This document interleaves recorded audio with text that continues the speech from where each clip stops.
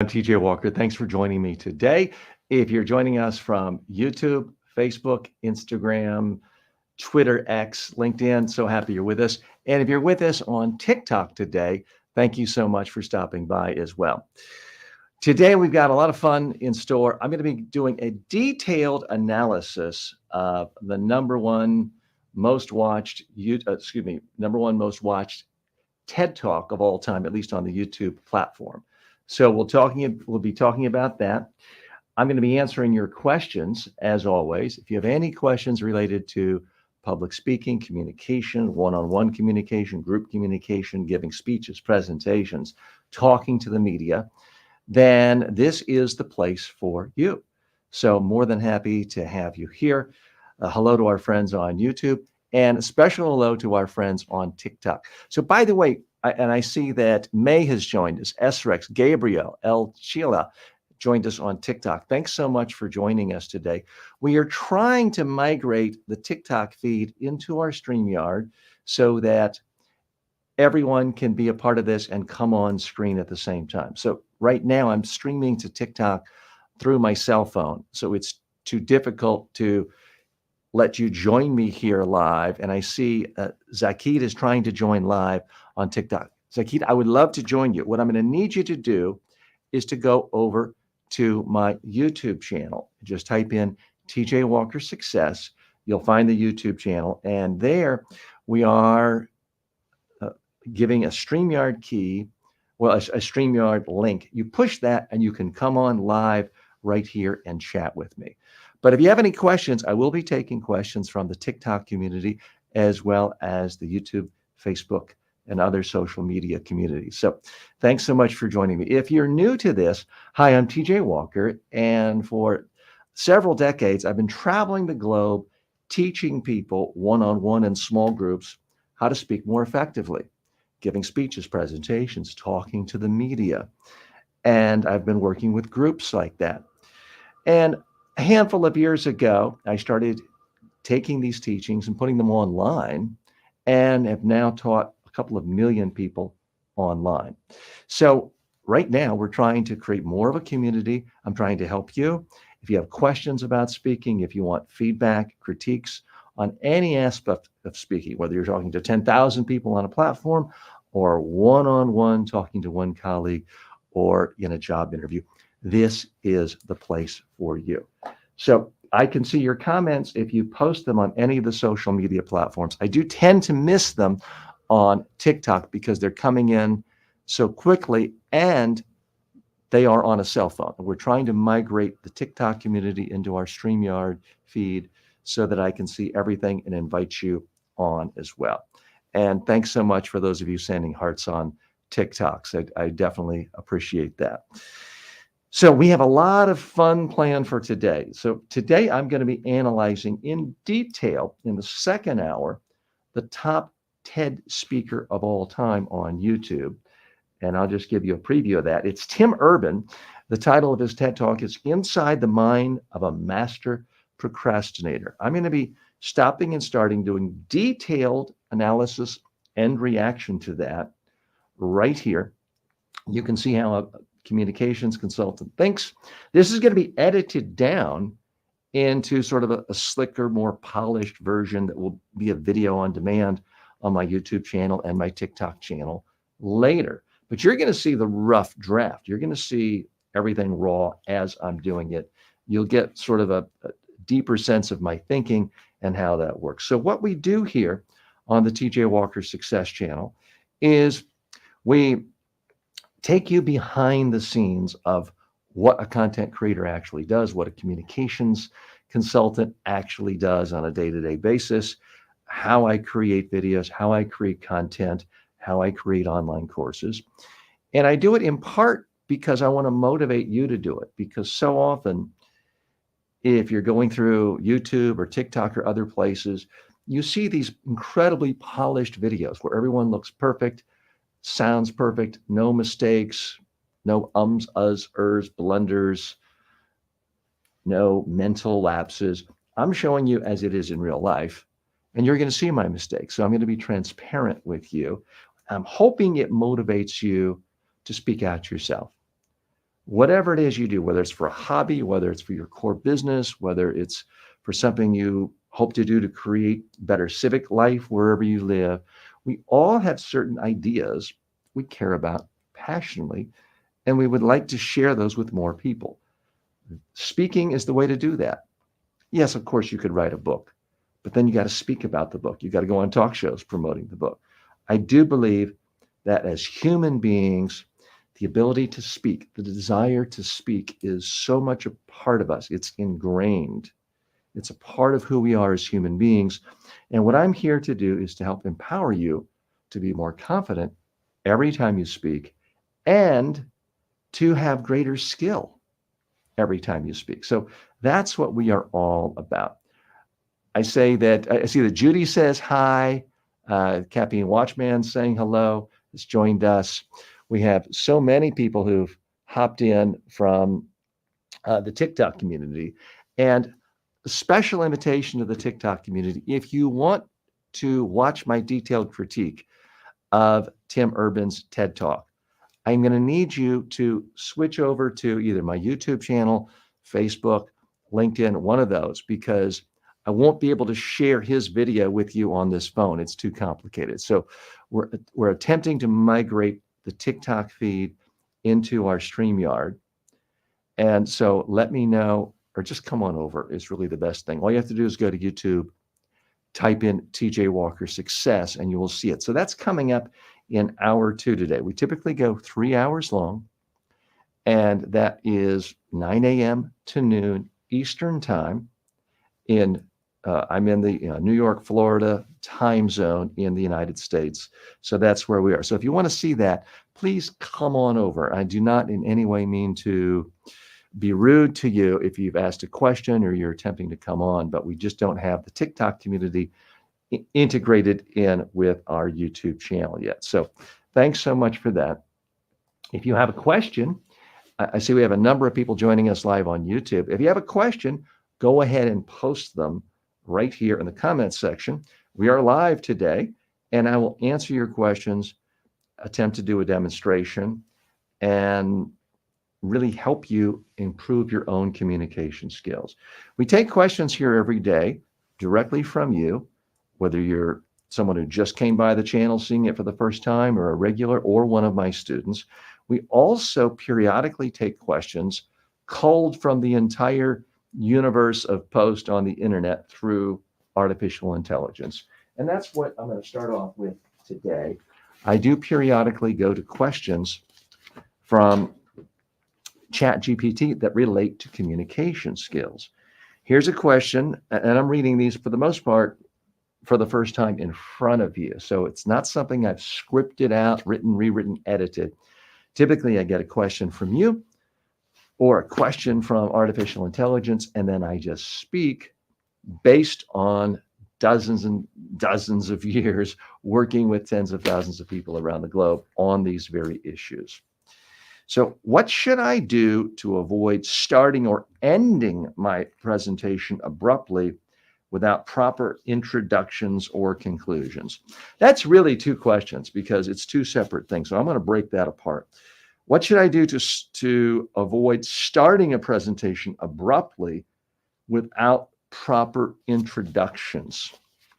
So let me try to do a short form version of that and a long form version.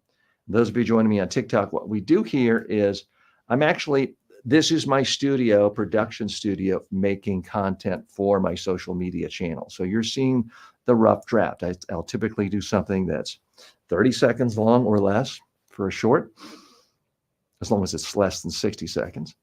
And I also do long form videos, which are typically 8 minutes or longer. So let me do a couple of short form.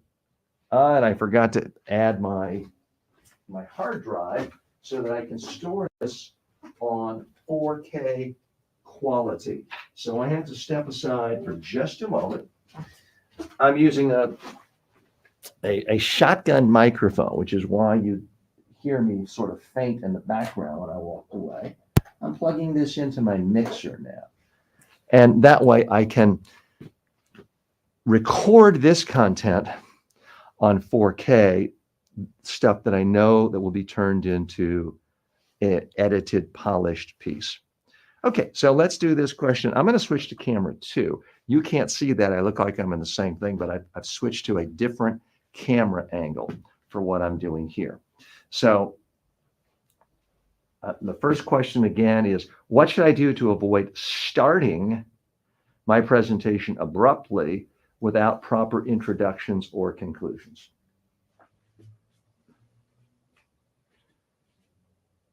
People ask me, TJ, what should I do to start my presentation so it doesn't seem abrupt without introductions? Here's the thing, you don't need introductions.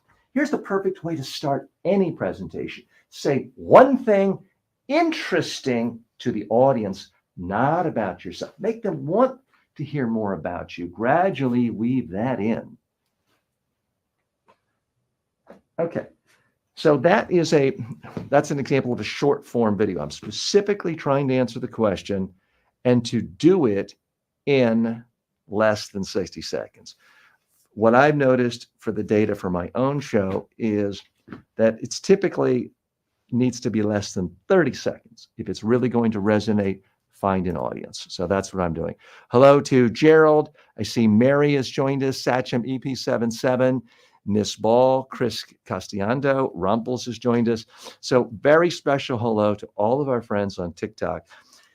I would beg you, come on over to our YouTube channel, maybe just for today, but I want you to be able to see my live analysis of the most successful TED Talk of all time, exactly what I think the speaker's doing well. I can't do it on my cell phone for the TikTok feed. We're currently simulcasting on YouTube, Facebook, LinkedIn, other platforms. And the easiest way for you to join in on the fun is to come on over to the YouTube channel, which is TJ Walker Success on YouTube. And if you want to join me live, you can do it. I just can't do it on the TikTok app today, but I can do it on YouTube if you join me through StreamYard. So thanks so much for that. Now I want to do a second short form. And Mr. Hammett, I see you trying to join. I'd love to join you. I need you to come over to my YouTube channel to do that. So apologies for that. I'm going to do a second short form video on the second part of that question, which is, how do you avoid ending a presentation abruptly without a conclusion? So again, I'm going to go to my camera 2. I'm going to hit record. Do a different camera angle this time. What's the best way to end a presentation? How do you conclude without some big, long, formal conclusion? Well, what you don't want to do is say, that's it, any questions? No, all you have to do is stop, pause for a second, restate your biggest ideas in a sentence or two, and then stop and smile. That is how you conclude. Okay. So the reason I'm pausing there is I'm going to give space to my editor so they know what to do, what not to do, where things end. So I realize it looks a little bit weird for a live show. We are attempting to do two things at once here. We are trying to do a live show, be responsive to you, answer questions, be more accessible than any other communications expert in the world as far as being here live with you, answering questions 3 hours a day. And beyond that, I am trying to make the actual content that is edited and posted on social media, which frankly gets a lot more audience. People tend to like videos on demand that have more editing, music, special effects. The boring parts have been edited out. So that's what we're doing here. That's what it's all about. It's an experiment. I'm not aware of anyone else trying to do something quite like this. Certainly there are a lot of communication experts who post high quality videos on a monthly, weekly, even daily basis in social media. So in that respect, I'm not unique, but what we're trying to do here, I do think is a little bit special, coming to you live every single day, answering your questions. And I see someone named Evil Grinch Wizard has joined us. Hi, that's a provocative name. So thanks so much. Jost has joined us as well. And we have a number of other people who are joining us on YouTube. By the way, you don't have to ask a question. If you are watching me on YouTube, Facebook, any other platform, you could do me a huge favor by just saying hello. That way I could see what platform you're on. And if you want to say where you are today, we typically have viewers from the United States, Europe, Africa, a lot of people in Asia, especially India and Pakistan. So we're very excited to have such an international crowd as a part of this community. So if you are watching, please go ahead and post where you are. I would love to hear from you and perhaps find out a little more about your culture and the unique twists of how communication plays out in your own culture as well. So, quick program note again, in our second hour today, I'm going to be doing a detailed analysis of the most popular, most watched TED Talk of all time on YouTube, analyzing that in detail. In hour 3, I'm going to be not talking about the Amazon Influencer Program, but actually making videos for the Amazon Influencer Program and actually walking you through the whole steps. How do I come up with a product? How do I script it in my own mind? How do I shoot it? How do I edit it in a certain way that I do, which is primarily delete if I think it's not great? How do I tag it? How do I title it? How do I do the final upload processing and submit it for approval to Amazon? I typically do at least 5 products every day at the end of the show. So that will be coming up in hour 3 if you are interested in that at all. So what we're doing here is designed to be sort of a buffet where you can come in and go out anytime you want. You can come in, ask a question, leave. You don't have to stay with us every second of the 3 hours, although I appreciate some of you who do. Okay, a lot more people saying hello on TikTok. As 88 Keys says, terrifying. So I'm not quite sure what you mean by terrifying. If I've said something terrifying, or maybe you don't like my face, please let me know. I try not to terrify people, especially if it's not Halloween or a costume party. But you can't please everyone. That I definitely know for sure. Okay, so what I'm going to do now is answer another question. And I see a number of additional people have joined us on the live stream on YouTube and Facebook. So thanks so much. Again, if you can just say who you are, just a quick hello. You don't have to ask a question. I would love to find out more about who's with us today and get a sense of the various audiences we have around the world. So very much appreciate that. And I have my comments on. I can see anyone who's coming in. Okay. What are the consequences of not being prepared to handle unexpected questions or challenges from the audience? Okay. So this is something that really does worry people a lot. I'm going to attempt to do a long version of that. And by long, I mean something that's 8 hours, excuse me, not 8 hours. That would be long, even by my standards, 8 minutes or longer. So I'm going to switch over to camera 1. Whoa. There we go. It blacked out for a second. I'm going to switch I'm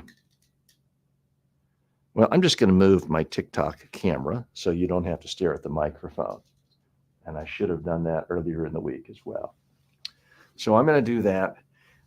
And now you can sort of see me as my regular audience in YouTube does as well. So I'm going to attempt to set a timer and try to do this for at least 8 minutes. What should I do to avoid, how do I avoid what are the consequences of not being prepared to handle unexpected questions or challenges from the audience? That is the question.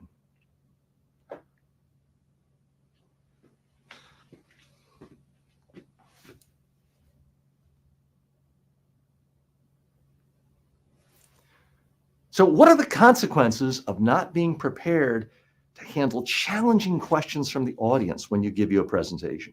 This is an issue that I know a lot of my clients are sort of like this in the middle of the night. They're staying up awake, they're tense, they're worried. Oh my gosh, what if they ask me a question? I don't know. And it could happen. You could be asked a simple question that everyone in the world would rightly assume you have thought about and you know and you should know and you should be able to answer quickly. And if you go something like this, if you look embarrassed, that's going to be the most memorable moment of your entire presentation. So it could hurt your career. It could damage your reputation. I don't want to kid you. But I want you to think about something for a moment. Think of all the times you've been to presentations and how often have you seen someone fail to answer a question and it was obvious to everyone. They humiliated themselves. They embarrassed themselves. And everyone remembered it, and you could tell it hurt their career. Now, that's a question I ask live audiences all over the globe on a regular basis. And if I'm speaking to 1,000 people, sure enough, a couple hundred hands will go up. So it is a real issue. It's possible to not be able to answer a question. Now, when I ask people, does this happen to you? Typically, only a few hands go up. But sure, it can happen. But I always ask people a second question. The second question is, how many times have you been to a presentation and at the end of the presentation, if someone came around and said, here's $1,000, tell me one thing that last speaker said, and I'll give you the $1,000, and you wouldn't be able to collect because the speaker was so incredibly boring. How many of you have ever experienced that? Guess how many hands go up? It's not 200. It's all 1,000 hands go up. Reason I point that out is I want you to focus on real risks and the most likely risk. You know, if you live in the mountains, you're probably not worried about tsunamis coming to get you. You're too far high above sea level, right? If you're giving a presentation, far and away, the most likely problem you're going to face is not that you humiliate yourself by not answering a question. It's that you completely wasted your opportunity because you were boring, because you weren't interesting, because nobody remembered anything you said. That's a real danger. It happens every day. In boardrooms, conferences, hotel rooms, meetings, all over the globe. So that's the real risk I want you to prepare for, not the tough question that you didn't prepare for. I also want to give you a tip on exactly how to handle that question. What gets so many people in trouble is they're asked a question and they don't know the answer. So all of a sudden they panic. And the problem is their body language doesn't lie. They're doing things with their face or verbally. It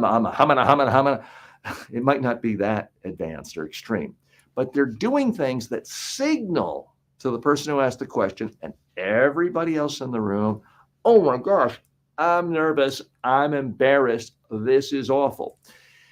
Here's the issue though. It may be the question wasn't even that important.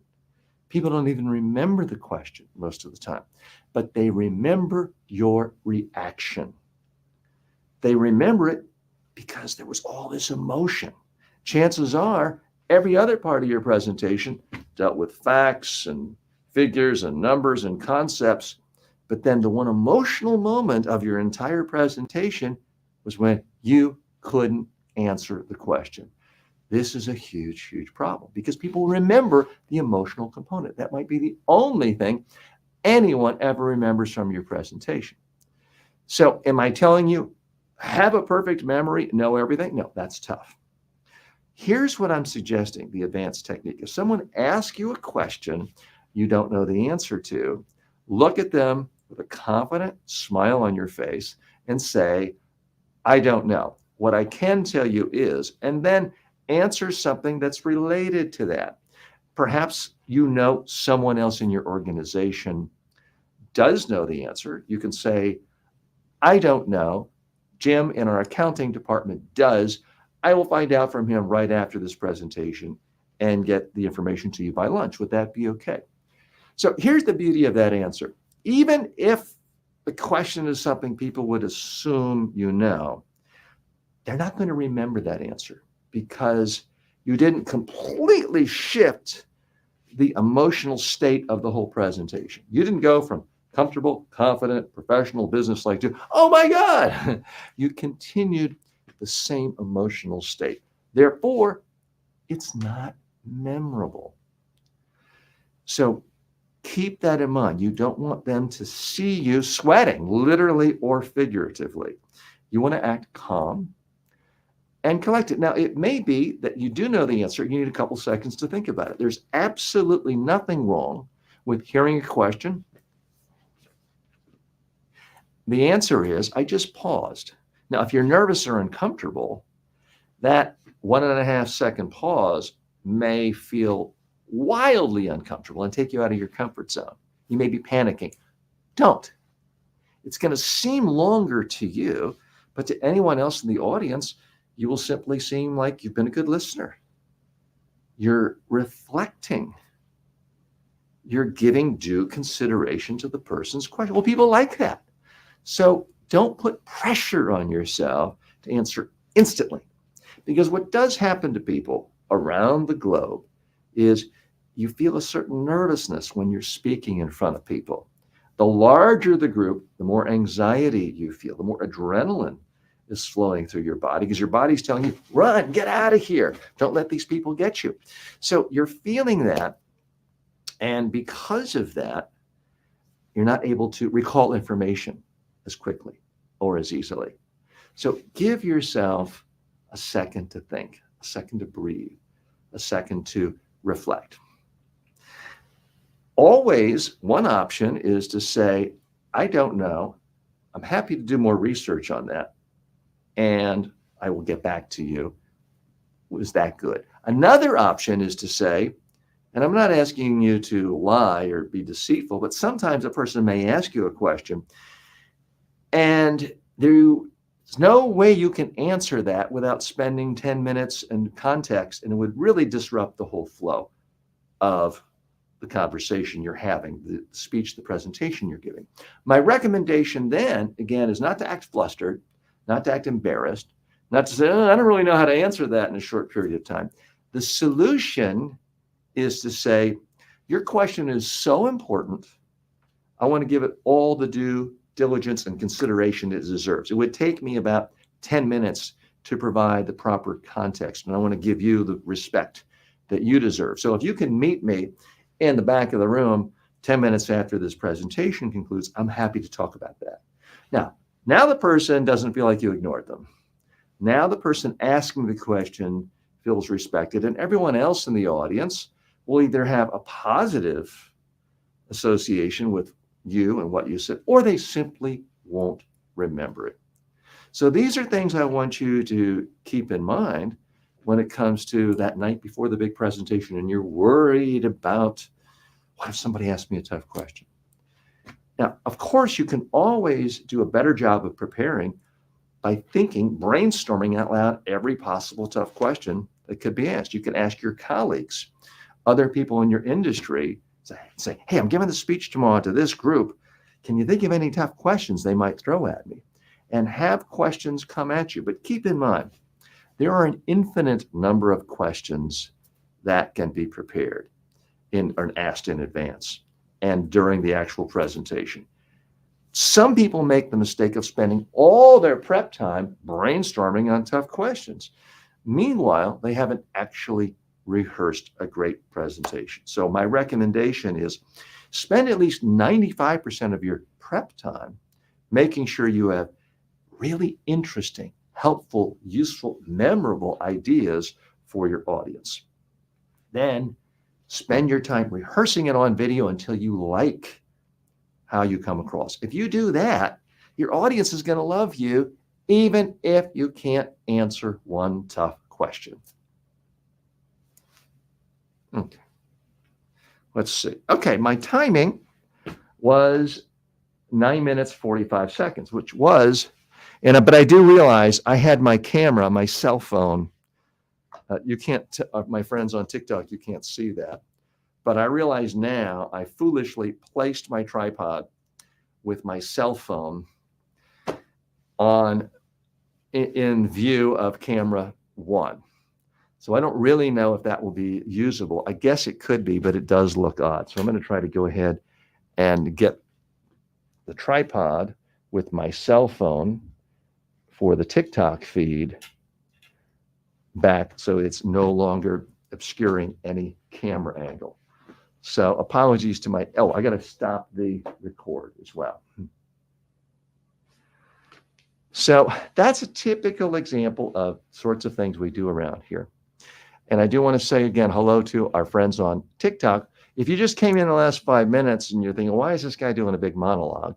I was making a YouTube long form video that is also distributed on TikTok and other places.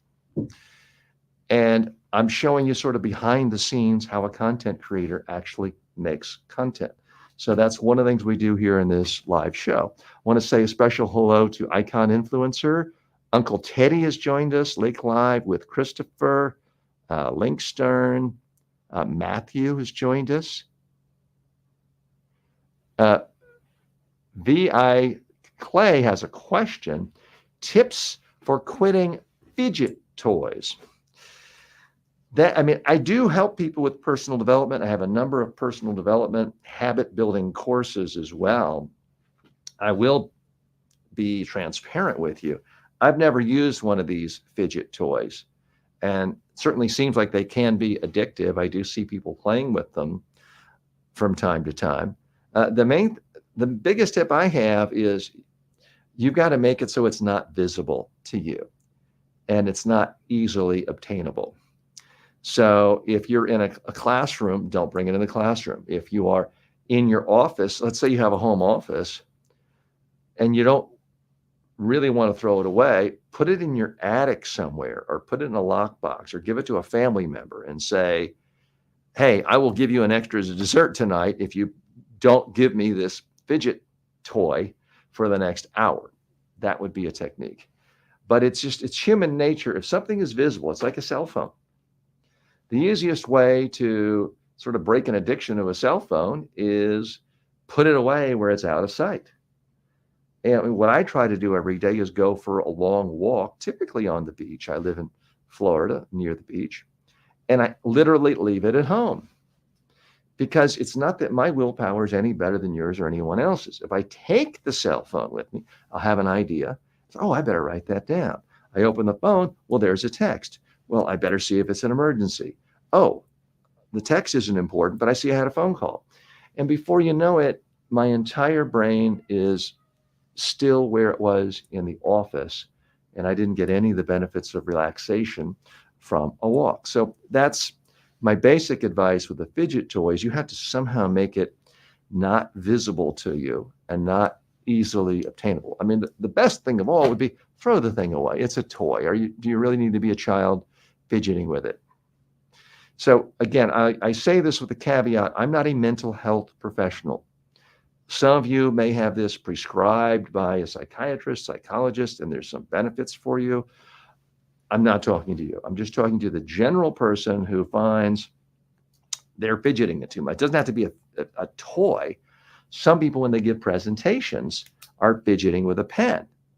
And they'll say, man, well, TJ, I'm more comfortable with a pen. And I have to say to them, guess what? I don't care whether you're comfortable or not. I care about your audience.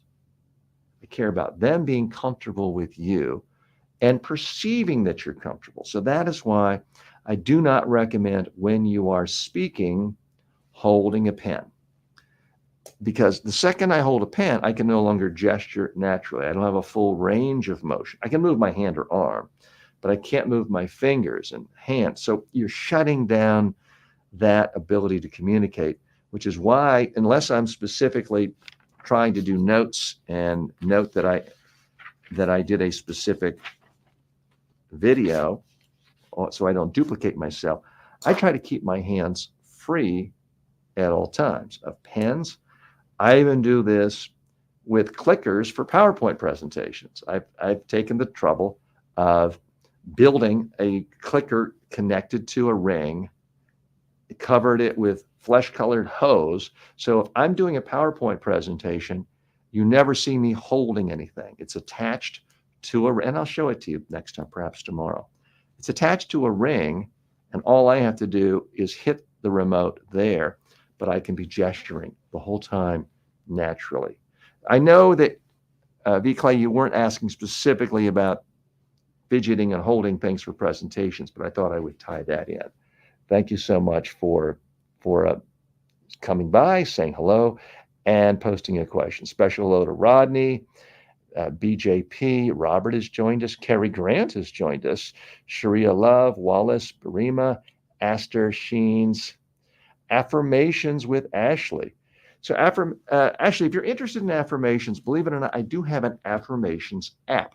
Now, it is designed to help people be more confident with their communication and public speaking, but it's really designed to help people build stronger habits in every aspect of life.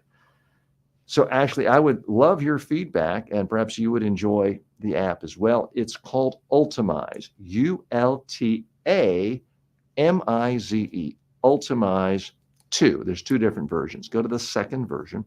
It's on the Google Store. It's in the Apple Store. So I would love your feedback on that.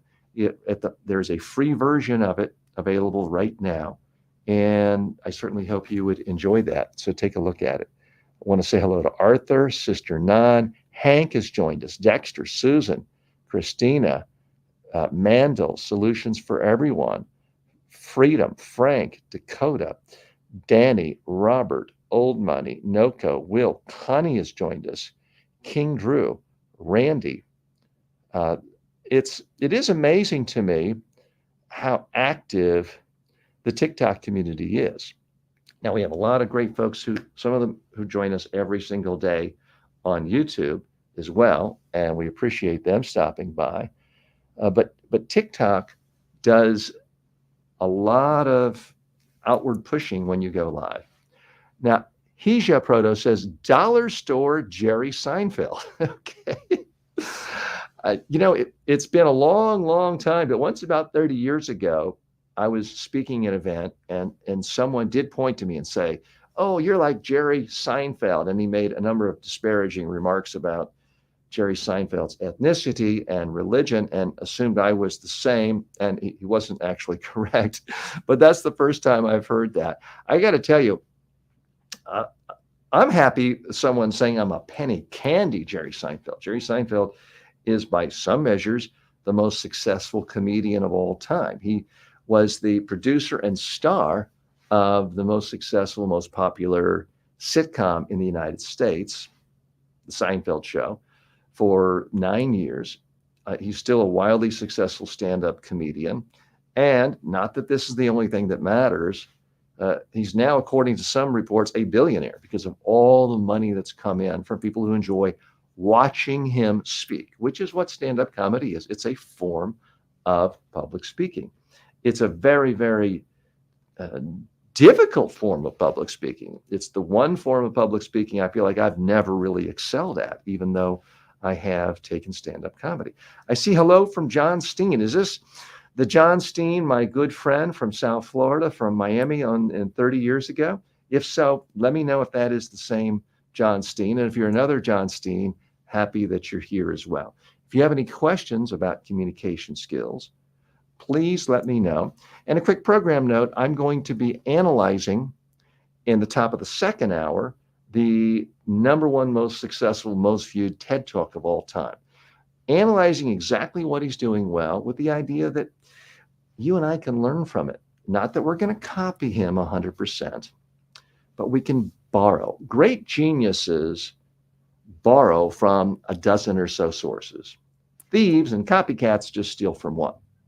That is the difference. But everyone borrows. Every great creator is influenced by people, borrows ideas, puts them together in a new mix. So that's why I want to study this top TED Talk speaker of all time, so that we can learn from it, adapt it, try on some of the things he does. Now, he may try some techniques that you don't like. Well, don't try them. Only try what you like. And it is my good friend, John Steen. So good to hear from you. Hope you're doing well. And I'm assuming you're still in South Florida. I've been in South Florida now for several years. So hoping we can connect offline these days. Now, John, I know you've always been an aficionado of top communicators in a lot of different fields, whether it's political talk show host, whether it's Gary Null from the health world, who I don't think is quite as active anymore. Tell me who you thought, and let's stay away from politics right now, if you don't mind. It's a little too contentious. But tell me who you think is a great communicator these days, whether they are in the field of personal development, whether they are in the field of health or habit building, whatever it is. And since you and I last talked, since we first met, there's a guy, Brendan Burchard, who's very, very popular in the personal development world. He actually reminds me of you. He does look like you a little bit. I don't know if anyone has ever told you that before. But Haja Praja, thanks for saying I remind you of Jerry Seinfeld at some level, minus the humor, I'm assuming, and minus the $1 billion. But thanks so much. It's still, believe me, I've been compared to a lot worse. Gator has joined us. Carly has joined us. Aber44 has joined us. And forgive me if any of you on TikTok have posted questions.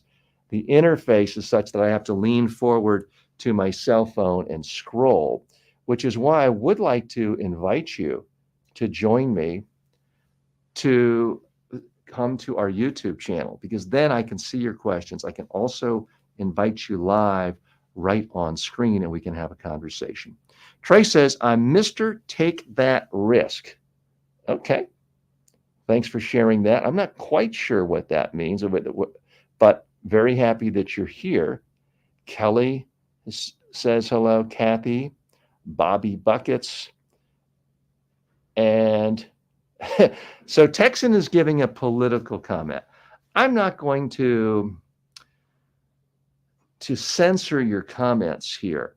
All I can tell you is this channel is about helping all people around the world be more effective in their communication and more confident in their communication. Unfortunately, what has happened is that not just in the United States, but Canada, a lot of democracies and former democracies, things have become so politicized that the second somebody mentions one political figure, if I try to give a dispassionate, disinterested analysis of just their communication skills, people don't listen to that. They think I'm instantly favoring this candidate, so they want to say I'm a horrible, horrible person for favoring that candidate, even though that's not what I did. So in the case of Texan, he's mentioning a political figure, and we just don't talk about politics here, not because I'm not interested in it, not because we can't learn from communication skills demonstrated by politicians. Certainly you can. Politicians have to use communication skills constantly. But I avoid it just because it's too quick for people to get very angry and throwing verbal grenades and attacking people for their politics, and then we lose track of the communication skills. So Texan, apologies for that, but I am very happy that you joined us and very happy that the hundreds and hundreds of people from TikTok have joined us today. 88 Key says terrifying. Again, I'm still not quite sure what that means. If I'm terrifying, Evil Grinch Wizard says hi. Thank you so much for that. And I'm going to try to come back from time to time. But if you have a question or you want to join me live, TikTok, please come on over to the YouTube channel where I can clearly see your comments on a bigger screen. And I can invite you to come join me live. Now, John Steen writes, Jesse Lee Peterson. Now, I'm happy to hear that, in part because I've never heard of Jesse Lee Peterson. There are new speakers emerging all the time. And John, if you want to join us live on screen, you can do so. And if you go to the community tab on my YouTube channel, you should see one of the last 3 posts saying, here is the link to click if you want to join TJ on March 26th in the morning live. So if you want to join me live, you're more than welcome to do that. I appreciate that. We are going, and by the way, I'm happy to always hear about new speakers you like. If you want me to analyze a speaker, if they have a YouTube video, a TED Talk video, they posted a video on Facebook and you think it's outstanding, a keynote speech, I'm happy to do a detailed analysis of that. That is something we do from time to time, whether it's top political leaders, whether it's people like Taylor Swift, we've done recently, Warren Buffett. These are all critiques you can find on my YouTube channel. I think most of them are on the TikTok channel as well. We're going to take a break for just a moment, for a couple of minutes. And John writes, I have a face for radio and a voice for print. Okay. Let's address that a minute, because John, you're not alone in your sense there. So many people in the world feel like they just don't look good enough to go on camera, and their voice isn't good enough. Well, I can tell you in the last 2 days, well, really the last 24 hours, I've had plenty of people who say my face is not good looking enough to be on camera. And a couple of people have even said they can't stand my voice. Now, that's not something I hear that often. But if you listen to every critic out there, the result is you stay in the shadows and you don't have as much impact. There is a perception out there that so many people have, well, if you want to be on camera, you have to be young, thin, beautiful, good looking. And I always say, well, really? And I ask people, who do you think is the top grossing Hollywood star of the last 25 years? Who's made more money than anyone else in Hollywood? It's not some young, beautiful vixen or some handsome young man. It's Judge Judy, who at this point is about 90 years old and about this tall. And she's not anyone's definition of, the modern beautiful sex symbol. She makes more money than anyone. What's one of the men who's made more money than anyone in the last 25 years in the whole Hollywood media system? It's Dr. Phil. I have great hair compared to Dr. Phil. He's got, beady eyes, kind of a weird mustache, and he's wildly successful. In fact, even though his current show has ended, he's about to launch his own entire network this spring and is going to be everywhere in social media. So, John, I do want you to not worry about what people think of your looks or your sound. I mean, Fran Drescher was told, oh, you got to get rid of that horrible Queen's accent. It's nasal. It's awful. You'll never make it in Hollywood. And yet she's become wildly successful and had her sitcom for many years and tremendously successful, tremendously wealthy. So there's all different types of looks and voices. Here's where I think looks matter. And even in this, you can come up with exceptions. If you want to be a Hollywood leading man or leading woman and appear in blockbuster movies that are going to be in the Cineplex Friday night to attract teenagers, yes, it does help to be really, really good looking. But in almost every other aspect of television, even movies, certainly online, you don't have to be conventionally good looking. What you need to do is be interesting, have an interesting idea, either be entertaining and funny or have interesting, useful ideas. If you do one of those two things, in my experience, people will not care what you look like. John writes, as Billy Crystal, A.K. Fernando says, you look marvelous. That is the attitude. I mean, certainly Billy Crystal is what most people, I think, would say average looking.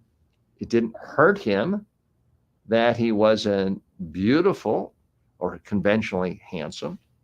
It also didn't hurt him that he wasn't sort of weird and goofy, funny looking like Rodney Dangerfield. He focused on his craft. We're going to take a quick break here. We're going to run some commercials. These are various Amazon influencer videos that I've made over the last few months. And I'm showing these to you, not because I'm expecting you to run out and buy what I'm selling. You could. I'm showing them to you to give an example of really how simple and easy it is to make commercials these days and how really anyone can be an influencer. I don't mean anyone can be Kim Kardashian and be wildly rich and successful. But these days, anyone can be an influencer because you can make an ad where you just talk about something you like in a particular product and post a video on it, link to that, and be in some affiliate program. In this case, I'm in the Amazon influencer program, but these are ads that I can now run anywhere And in this particular case, I'm linking to Amazon, but I could link these videos to Walmart or directly to the brand or any place else. So I'm going to play these for a few minutes. HydroPeak Thermos seems like a part of the family. I use it every day. I carry it with me to the pickleball court every day. I live in South Florida where it is hot and muggy, and it's important to me to be properly hydrated. I don't want to rely on a vending machine that's peddling other stuff. I want to take my own filtered water. That's why I use this HydroPeak. It does a fantastic job. It's durable. I've dropped it many times, have a dent or two in it. It still works perfectly. If you're looking for a thermos that is durable, sturdy, doesn't leak, I don't think you can go wrong with a HydroPeak.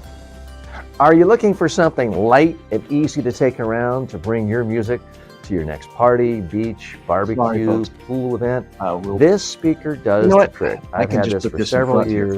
I've used it countless times with friends, family members, gatherings we've had, and it turns any normal gathering into more of a party. It sounds great without me having to lug around big speakers or find outlets. It holds its charge, it lasts for hours, it sounds great, it syncs up easily and quickly to my cell phone. I'm not the greatest tech wizard, but it's easy to use. If you want a nice sounding speaker for your events, home, office, out at the beach, this speaker will do the job. Reading is important to me. That's why I love this reading lamp. It's very flexible. You can adjust up, down. You can adjust how bright or dim it is. Hi, I'm TJ with the TJ Walker Success Channel, and so much of my success I give to reading a lot. I like to read at least an hour every night, so it's important for me to have reliable lighting. That's why I keep these around the house, next to my bed, next to the couch, so I can read there. If you're looking for something that's flexible and affordable and reliable, this reading lamp fits the bill. I don't do a lot of stapling these days, but every so often I do need to staple. This Stanley, it works perfectly every single time, and it has for years. If your office, your home office, your regular office needs a stapler, Stanley knows how to get the job done. Like anyone else, I like a bargain and go for other brands from time to time that I've never heard of. But when it comes to batteries, things I need to really work, where I need the power, I like to stick with something reliable. Duracell is a brand I trust. We buy packets of batteries in bulk, so we always have the power we need. This sunset lamp is very versatile. It comes with a great handy remote. I can easily turn it from blue to red to green to white. It's useful for your home, for your office. I use it for my TV set to give a little more depth. You're gonna like this if you want a simple way of creating a little extra light in any room. This Glide Gear teleprompter is fantastic. I mount it on my tripod. The camera goes in the back. I then pull this out and I put my iPad there. All of my text, my script is on there. I can use software to manage that. And now I can be in front of this, whether it's 3 feet, 8 feet away, looking directly into the lens of the camera, following a script. No more of this stuff where I'm looking at cue cards over here, up there. I'm looking right at the camera. So it makes things really look and feel professional. Hi, I'm TJ with the TJ Walker Success Channel. I create videos for a living, media training, online courses. And there are times when I've got to get it word for word just right, whether it's an ad for someone else or my own products or services. That's why I have to use a teleprompter. This one has... We're back live, so thanks so much for giving me a little break here. We are in the process of integrating ads, other bumpers, things that make this feel more like a show rather than just a live stream and a guy talking. So we're in the process of building this out. Again, hello to our friends joining us on TikTok. I've had to move the cell phone so that you can see a little better. And if you want a better view of everything, I would urge you, come on over to our YouTube channel, which is TJ Walker Success on YouTube. And that is typically the name you see on all social media platforms if you want to join us live. So, special hello to all of our friends joining us on YouTube, on Facebook, LinkedIn, Twitter, Twitch, Instagram most days, although we may have had a problem there, and to our good friends on TikTok, which is such a dynamic community. Akmal is trying to join us live. Akmal, I would love to talk to you. I can't do it on the TikTok app today, but if you want to come on over to the YouTube channel, you can join us live. All you have to do is go to the community tab on my YouTube channel. You'll see a link to the StreamYard address. You click that, you come right into the green room, and you can be joining us live. So hope that you can stop by and do that. And John, one last pitch. If you want to come say hello, we'd love to hear your voice. There's nothing wrong with your voice or how you look that anyone else really cares about. And I say that not to make anyone feel bad, but to be self-aware that most people are worried about themselves. Most people are not going around trying to say, well, that person isn't good looking enough to serve me ice cream. That person isn't good looking enough to teach me biology. No, people are thinking about themselves. If you can give them some good idea, some useful insight, help them in some way, most of the time they'll love you and are not going to spend a lot of time thinking about how you look unless they are specifically looking for a date at that moment. And if that's not what you're interested in, who cares? That, I think, is the fundamental message I really want to convey so that you don't hold yourself back. You speak out, whether you're making videos, giving a speech, doing a new business presentation, asking a question in a board meeting or a classroom, or just asking a question or participating in a live stream on Zoom or StreamYard or YouTube or TikTok. So I'm hoping that is the message that comes through. Okay, we're going to go to another question, these courtesy of ChatGPT, and I'm reading this to you. How do I avoid relying too heavily on visual aids or slides and maintain the focus on my verbal message? This is a fantastic question, the way that was answered. I'm going to try to do a short form and a long form on that because I'm so excited about it. So how do I avoid relying? Okay. So I am going to do a short form first. I'm going to go to camera 2. This is going to look a little odd to you because I'm going to step out of the frame a little bit, those of you watching on TikTok. I'm going to move my bottle of water so as to be less distracting.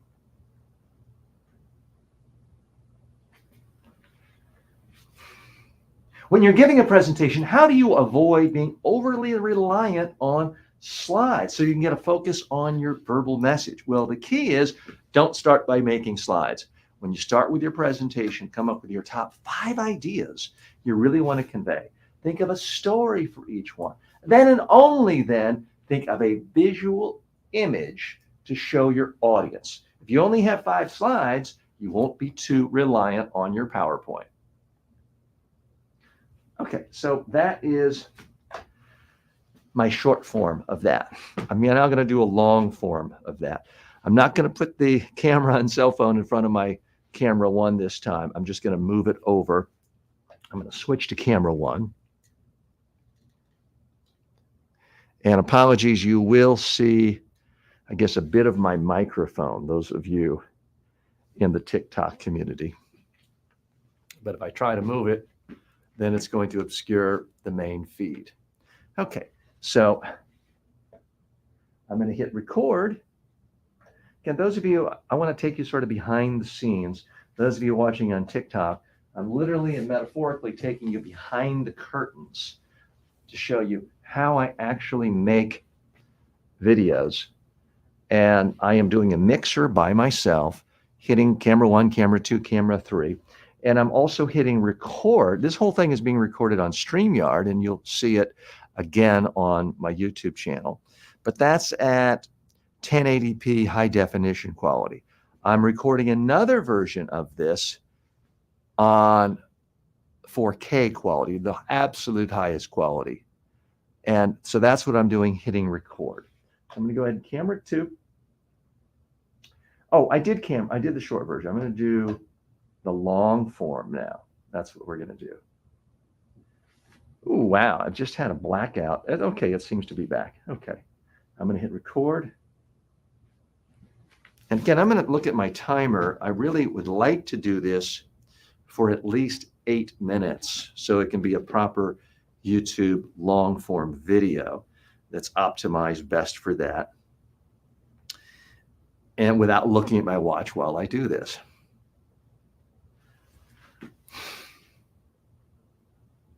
So how do you keep from being overly reliant on slides if you're giving a presentation, a PowerPoint? What if you really want people to focus on your message, but you find yourself looking at the slides too much? Well, time out. The solution to this is before you ever start giving your presentation. It's before you start preparing. If you start preparing your presentation, sitting in front of a computer, crafting slides, crafting bullet points, you've already lost the game. You've already failed. That's not how you want to start a PowerPoint presentation, because guess what? It's not a PowerPoint presentation. It's your presentation for your audience. The PowerPoint is just an extra. It's an enhancement. Now, I love PowerPoint. I use it, but I don't give PowerPoint presentations. I give a TJ presentation. You give your presentation. There may or may not be slides. The slides may or may not help the audience, but it's still you speaking. So let's start at the very beginning. You have to give a presentation. Sure, you think you may be using slides. Fine. Don't think about the slides yet. Instead, ask yourself, what is the one thing I want my audience to do after hearing my presentation? That's got to be your starting point. Write it down in one sentence. Is it to invest in you? Is it to approve a budget for next quarter? Is it to vote for you? Is it to hire you? What's the one thing you want your audience to do? Write it down in one sentence.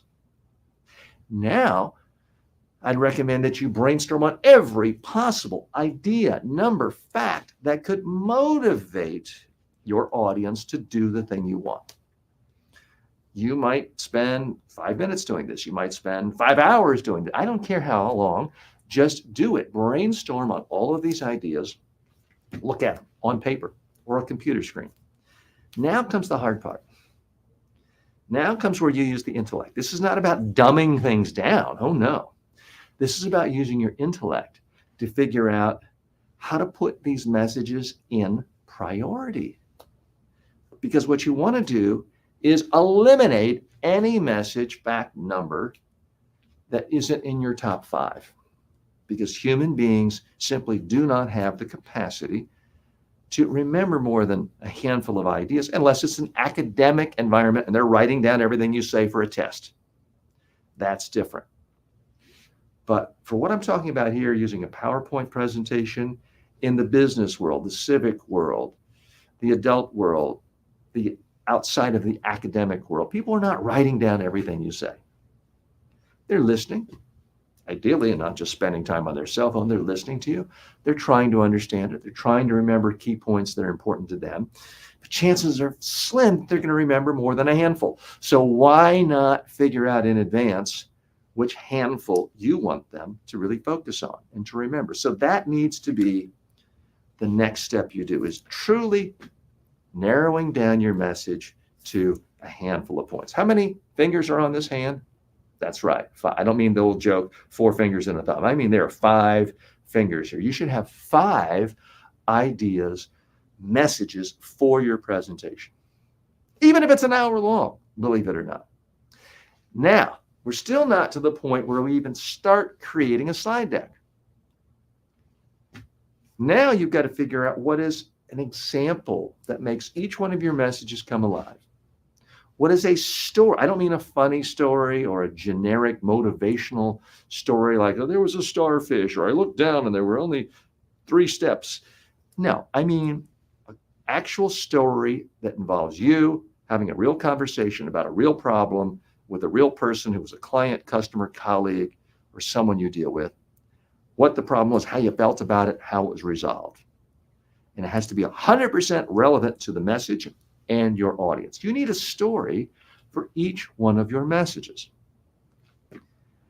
Now, if you simply saying the message once doesn't resonate with people, they don't remember it. You telling the story once doesn't stick in their memory. We want to increase the odds that that one idea actually sticks. Now is when we come up with a PowerPoint slide.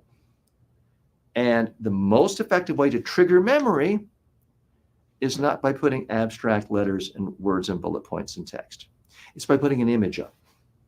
My firm recommendation to you when you are using PowerPoint slides is to put images on your slides, specifically one image per slide.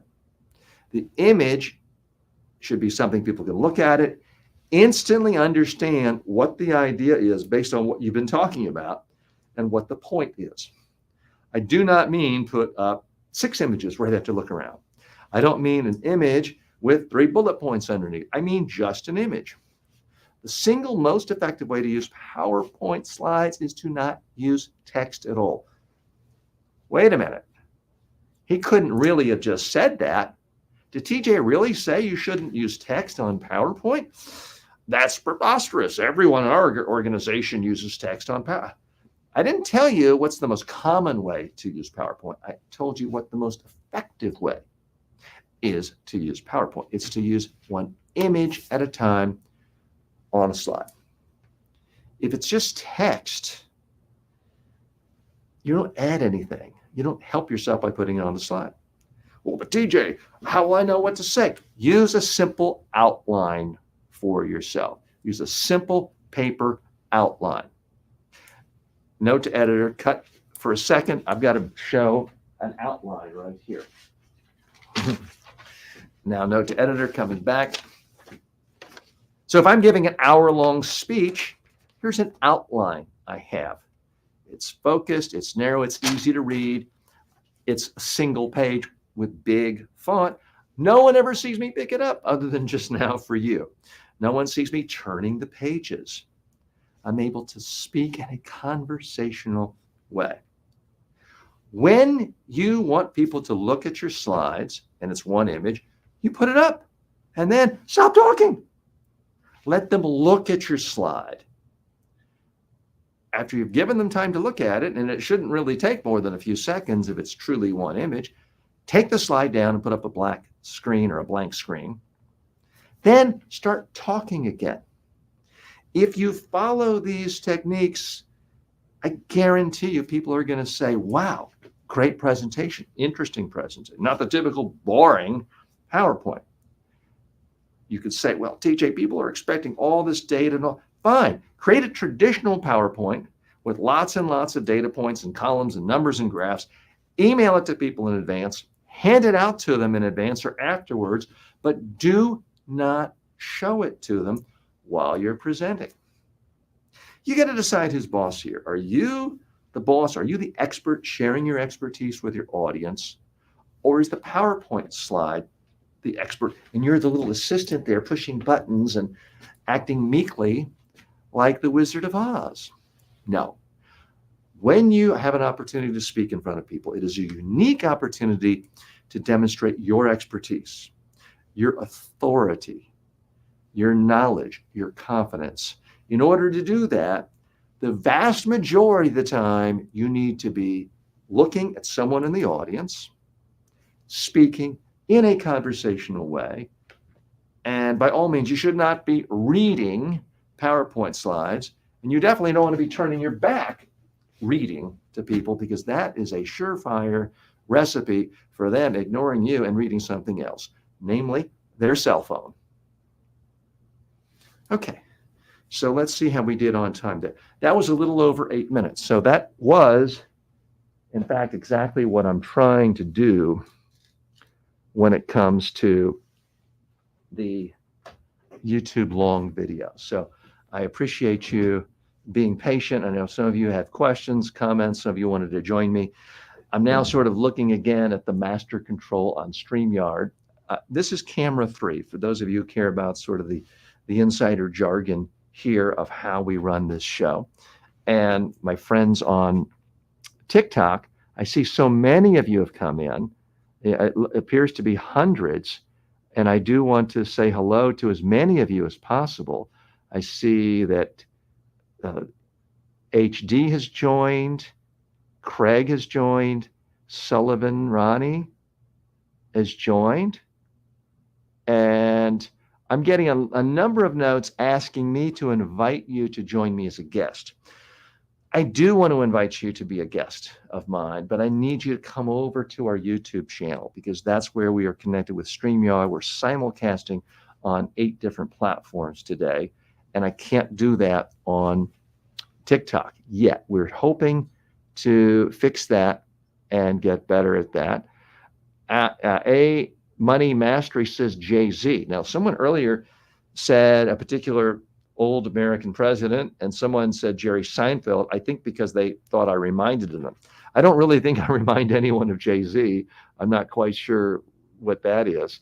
Gabe says, TJ definitely cares more about how the I.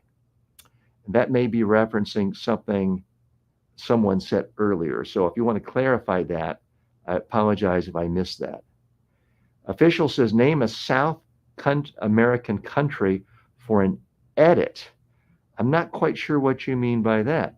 BTP says, what's a good way to prevent my hands from shaking while presenting? Okay, now we're on to something that is sort of my ballywick, because this is a very common question. So let me do a short form of that. And I'm going to go to camera 2. I'm going to try to angle it so that you can see, since you asked the question on TikTok. But this is a common problem people have. Oh my gosh, TJ, what do I do when my hands shake when I'm giving a presentation? Well, if this concerns you, it's a legitimate worry. It does bother a lot of people. The thing to do with your hands is move them the way you do all day long when you speak. If your hands are moving, even if they are shaking, no one notices. If you're trying to keep them stiff, then if they shake, that's when they become apparent. Okay. So that's a short form version answering that question. Let me adjust my phone a little bit. It's much harder to deal with a phone than it is a regular camera on a tripod. So if you're nervous, that's natural, because most people are nervous speaking to new audiences or different audiences. Their audience is bigger than normal. But when you shake, what happens is you're sending a message to people that you're nervous. And at some level, you're going to pick up either consciously or subconsciously in their face. They perceive you as not confident. So if you realize that, oh my gosh, my hands are shaking and John's laughing at me and these other people are feeling sympathy for me, that makes you more nervous, which can create this negative feedback loop where you shake more and you're more nervous. And before you realize it, you're perspiring. So we got to stop that. The number one way to stop shaking your hands is to practice your speech in advance on video. That's my number one tip. It's also the number one tip I give to people that is ignored because people don't want to do it. People want to write and rewrite their PowerPoint slides. They want to change the logo. They want to change the font. They want to rearrange the logo from here and put it up there because it feels like you're doing good work, hard work. Oh, I'm working hard. I stayed up till 2 a.m. on my PowerPoint presentation. That's not going to help you with shaking hands. The number one thing that will help you with shaking hands is rehearsing your presentation on video again and again and again until you're comfortable with it. And you've internalized it, not memorized it, but internalized it to the point where it flows naturally and your hands move. Now, here's one of the challenges I face is people are convinced that they don't move their hands normally. And people are convinced that it's not professional to move their hands. Simply not true. Do me a favor, go through and watch 20 of the top TED speakers. Go to TED.org or go to YouTube and type in TED Talks, and you're going to see every single top speaker who has millions of views. They move their hands. They gesture. One of the things you could do is simply watch speakers without the video on. You're going to see movement. You're going to see looking down. You're going to see looking up. You're going to see leaning in, and you're going to see hand motion. The easiest way to tell someone's nervous and uncomfortable is they're grabbing the lectern, they're grabbing papers, they're holding a pen, their hands are in their pocket, and it's immobilized them. Their body stiffens up, their face stiffens up, and it kind of seems like they're a hostage and they're trying to remember something they memorized. Horrible, horrible, horrible. You don't want to do that. You want your hands to move. As human beings, we are biologically programmed to move our hands when we speak. We are. It's been clinically proven that if you just holding babies' hands more, it's harder for them to talk and make sounds sometimes. Not suggesting you do that to stop a crying baby, of course, but we are wired to move our hands when we communicate. If you doubt me, go to a sports bar tonight, and when there's a huge controversial caller, someone scores, don't listen to anything anyone says, just watch. You're not going to see people say, did you see that bad call the umpire made? No, that's not what they're going to do. They're going to say, did you see that crazy blind umpire? They're going to be moving their hands. When you move your hands, you no longer seem nervous. And that's why if you do this, it really sends a message. It's not just that they're shaking. It's that the arms aren't moving, so the shaking becomes the most noticeable part. If you are shaking a little bit, but your hands have normal motion, no one's going to notice the shaking, because within the context of the arm movement, the forearm, the rest of the arm, and the hand movement, people won't notice the shakes. The other thing is, it will actually calm you down by moving your hands more, because that's what you do when you are, in fact, relaxed. We're a tad behind today. I do want to get into the analysis I promised you, which is of the top TED speaker of all time. BLK is putting up the name of a religion and a question mark. The purpose of this show is not to talk about religion. There's plenty of other channels to do that. Smack says, are you a lawyer? Well, interestingly, I did apply to a bunch of law schools. I was accepted to UCLA Law School and a number of top 20 American law schools, but decided I didn't want to go to law school after taking a year off and meeting so many lawyers who did not enjoy their job and wish they could have my job. I was working full-time in politics. So no, I'm not a lawyer. I have been a full-time professional media trainer and public speaking trainer, presentation skills coach for decades. I have about 2 million online students all over the world, and that's what I do. So no, I'm not a lawyer, although there are some good communications consultants who do have legal backgrounds. I would caution you, if you are in a crisis and all of a sudden the whole world is looking at you, especially if there's media involved, do not rely on lawyers.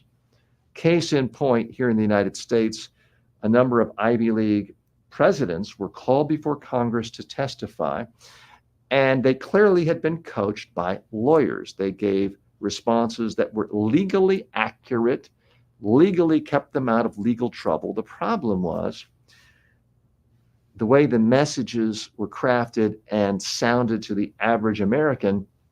It sounded so awful, people were demanding that they be fired or resigned. And in fact, several did just that. So that, sorry to get off on a tangent on lawyers, but lawyers are not trained on how to be good communicators, with the exception of some of them are trained on how to communicate to a jury and a judge where there is a transcript and a stenographer. Some of a small subsection have that specialized communication skill. They are not trained on how to speak to the media. They're not trained on how to give a great keynote speech that's going to resonate with people.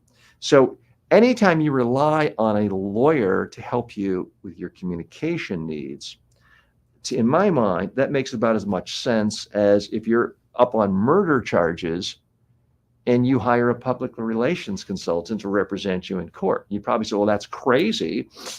I'd probably get the death penalty. Well, you're right, because PR people in general are not experts on the law. They're certainly not experts on how to avoid capital punishment.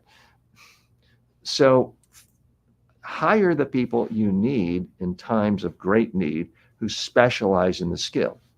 And when it comes to media crises in particular, most lawyers, I find, not all of them, but most give horrible advice. And it ends up with the CEO or the politician or the executive staying out of jail, but they've so destroyed their public reputation, they destroy the value of their company quite often, or they have to resign in disgrace. Well, the lawyer can say, well, I did my job. It didn't get them in legal trouble. Well, but you destroyed their career. And so that's not really a big help. Okay, Smack, but thank you for asking that question. I certainly don't mind any question. Uncle Teddy says, thoughts on the role of mindfulness and meditation. I do have 2 courses on this subject. I have one course on mindfulness on the Udemy platform. It's also on my own website, mediatrainingworldwide.com, a course on mindfulness. So if you type in mindfulness and my name, it'll typically take you to a course on either the Udemy platform or on my mediatrainingworldwide.com. I'm I would say a pretty big fan of meditation. For many years, I didn't like it. I experimented with it 30 years ago. Didn't really seem to get much value out of it. And about 6 years ago, tried it again and tailored it to my needs. So I do meditation every single day. I did it this morning at around 6:30 a.m.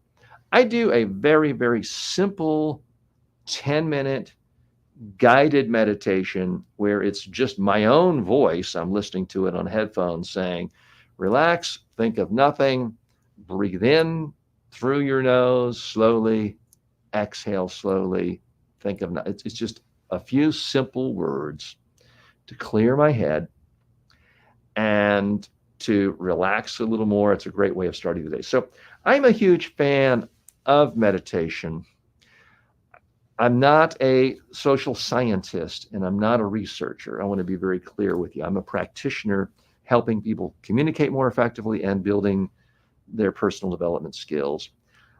You can say it's anecdotal if you want to, but when I see so many wildly successful people around the globe, across industries, all basically say meditation is a part of their life, to me, that does mean something. Now, it's possible everyone is deluded, but to me, it does mean something. Again, I'm not the analytical social scientist who can parse every peer-reviewed piece of literature out there, but from time to time, I certainly do see scientific research, new social science research come out saying, look, lo and behold, more and more health benefits shown and attributed to meditation. So to me, that's enough evidence for it. And I only do it for 10 minutes a day. Some people meditate 2 hours a day. Some people do 2 minutes a day.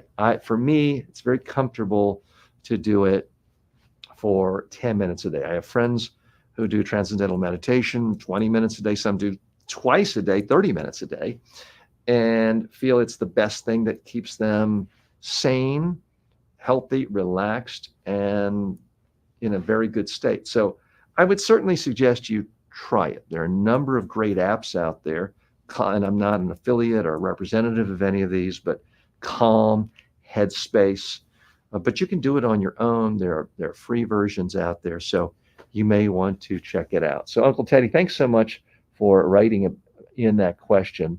I appreciate it. I do think as it relates to communication, if you have a big speech this morning or this afternoon, rather than trying to memorize stuff, you're a lot better off using a little time to meditate for 10 minutes. Just get completely relaxed.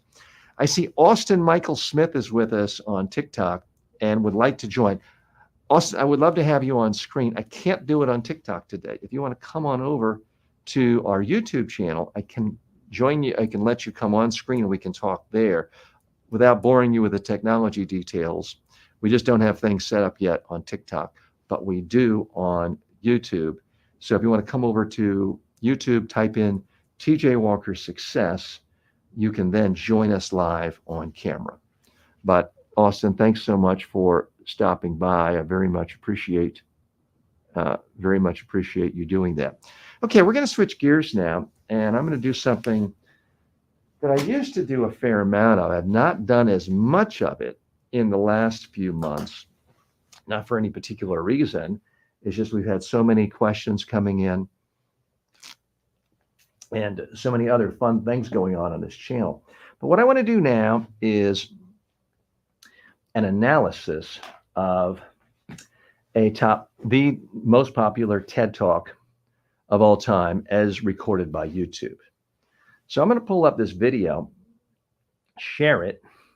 I'm also going to hit record, and that way my editing team can turn this into a more edited, polished version of this that people can see as an on-demand video.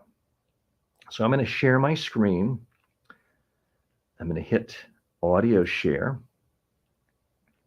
entire screen. I'm going to hit audio share again, share. And now I'm going to pull up this video. It's a video of Tim Urban. And I am going to click through the ads a moment. Nothing wrong with ads. People have to pay the bills. And as you saw earlier, I played some ads. Okay. So now we're coming up. All right. So I am going to play this video. You know, I have a new setup. I typically have 2 screens going on, 3 screens, but the arrangement in my studio makes it a little difficult to do that. So I am going to,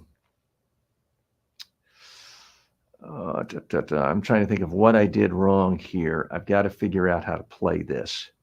So let's figure it out.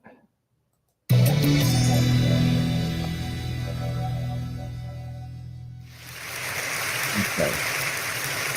So in college, I was a government major. Okay, so I think I know what I need to do. I'm going to be off camera, but okay, now I'm recording this for my editing team. So I'm going to be showing full screen. This is a note to my editing team, so apologies, but this is a part of me showing you how it actually works. My StreamYard version, which people on YouTube are going to see, is going to be almost 100% of the TED Talk. Typically, I would show my face on half of it or so, but I've contorted myself in an odd way with the new layout of my computers. I can't figure out how to do that. So I am going to stream the TED Talk version on one side, and then my editors will pull from the other camera feeds. So note to editors, whatever you do, don't show the TED Talk by itself, or TED could say, oh, that's a copyright infringement. We don't want you doing that. As long as I'm in the screen giving commentary, then it is considered fair use. And I certainly don't want to annoy TED or break any laws, but I do want to be as helpful and as useful to all of you to figure out how to be a more effective speaker. Okay. So I'm going to sort of just stop and start these, and you will hear me if you're watching now, but in the future, when you watch the recorded video on this, you will see me as well. Okay. All right, let's hit play. So in college, I was a government major.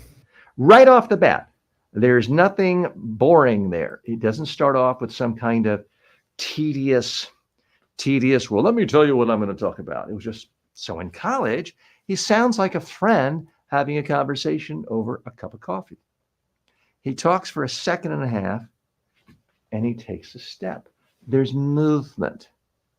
Right out of the gate, you tell yourself, this guy sounds interesting. He sounds friendly. He's not using this big formal tone of voice. My fellow TED attendees, let me tell you about these important. No, he sounds like a real person. And that's what I think is making him come across so compelling. Okay. So I'm hoping you saw that. Let me add to this. Never failed me. Well, I like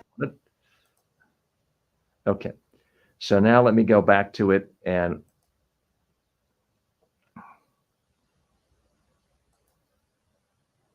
okay. I need someone to if you're watching this on YouTube, I need to you need to let me know what you're actually seeing because I may have accidentally tied myself up in knots here. Yeah, I think I'm doing something wrong here. I may have to call an audible. I'm gonna stop record there because I think I did something wrong. So a little background, my friends, is I've recently changed the studio setup so that instead of having 3 cameras and I can go from one screen to another, I now am primarily looking at one screen and I've just done something wrong. Random says, just seeing the TED Talk screen at the time, if you hit this side by side should bring both up. Okay, back to you. Well, thanks. Thanks, Random Rick. I do appreciate that. And Barb, our good friend, is on. If Barb wants to add anything, more than happy to have you on the screen. But I've hit a slight snafu because it's been, frankly, a few months since we've done this type of a critique, and I somehow got a little bit rusty. So, Barb, I see you're graciously shown up in the green room. If you do want to come on and give any guidance, great. And if you're just here to watch, oh, there you are. Great. Okay, what I'm looking at, because I was on YouTube when this started happening, and what I'm looking at in the tray from inside the studio, you're not sharing the right screen. You're actually showing inside the studio over Okay. there. So you've got check down on first off, I would cut the screen share. Oh, I still have that on. Okay. Okay, Let me start from scratch. I had a couple of other pages open, which is you have often advised me is a huge no-no. So I now only have the StreamYard page open and I have the YouTube page behind it on the same computer. I can't easily shift it to well, I say I can't. Let me go ahead and shift it to another screen and make it large. That I can do now.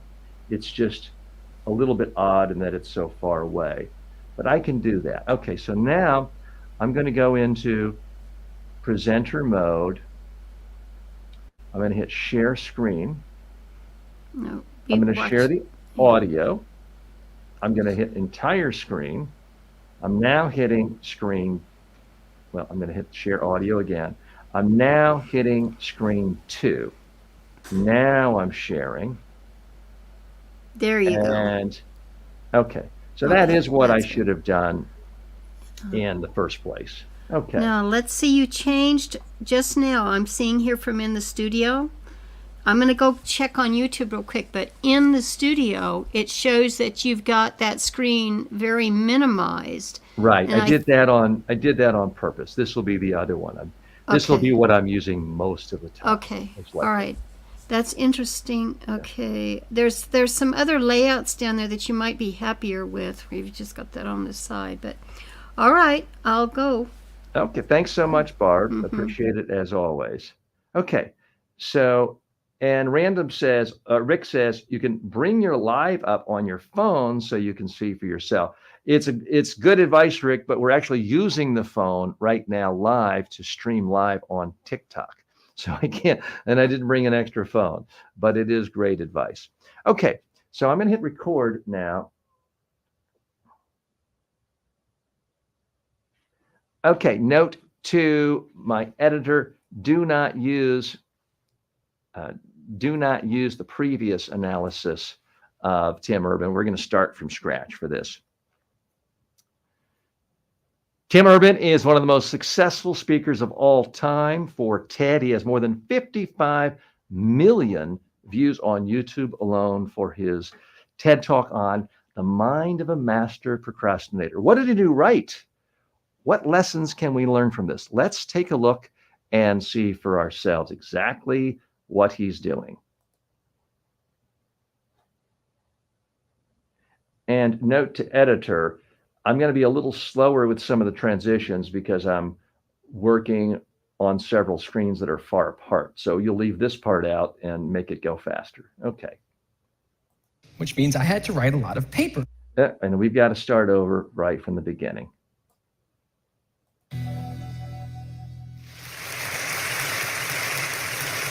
So in college, I was a government major.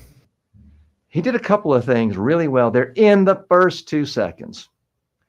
In college, he paused and walked. Most speakers are too nervous to do that. They just hop right in and say, well, here I am going to talk about it, and today you're going to learn, and they're sort of in a rush. What I love about how he started is the tone of voice. He sounds like your best friend, maybe someone you met up with that you went to high school with, just catching up, shooting the breeze. So it's casual, it's easy on the ear. He's in a large room with a lot of people, but you don't hear him shouting and talking in a ponderous way. He's speaking in a very conversational way, and he only spoke for really less than a second, paused, walked a little. He let you know he's in no big hurry. He's not going to be ramming fact after fact after fact down you. It was comfortable, it was relaxed, and it draws you in. And he told a little about himself. I was a government major. Let's see where he goes from there. Which means I had to write a lot of papers. Which means I had to write a lot of papers. Hear his voice. He's using the full range of voice. He's not afraid to go up. So many people, men and women, think that, well, I have to give a serious presentation now, so I'm going to use a serious voice and speak low because all the research says people respect people with a low. No, you want to use the full range of your voice the way he did that. It was masterful because that's what people do in real life. That's what people do when they're with their best friend at a coffee shop talking about something they're really excited about. Their voice goes up and down and fast and slow.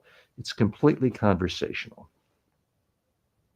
Now, when a normal student writes a paper, they might spread the work out a little like this.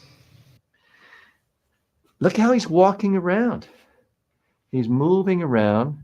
His hands are gesturing. He looks completely relaxed, not nervous, not rushed. Now he's using a graph, but look at how you can look at it really in 1 second.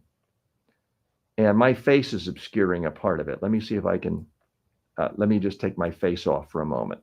You see paper assigned, paper due. Now at first blush, this looks like the type of a chart that people like me would criticize and say, well, it's too complex, all those data points. It's really just one point he's making. He's making the point that people are assigned a term paper in college and almost everybody waits till the last minute to work on it. So it's one idea. So this is, I think, a good example of a PowerPoint slide in that you can look at it and really instantly figure out exactly what the point of it is, and you don't have to wonder about it. You don't really need to know that in one week in 8% of people started to do work on it. That's not what's needed, and that's why it's effective. Let's watch more. And a note to my editor, you can find the raw source for this video on YouTube if you just go to TED and type in this guy's name.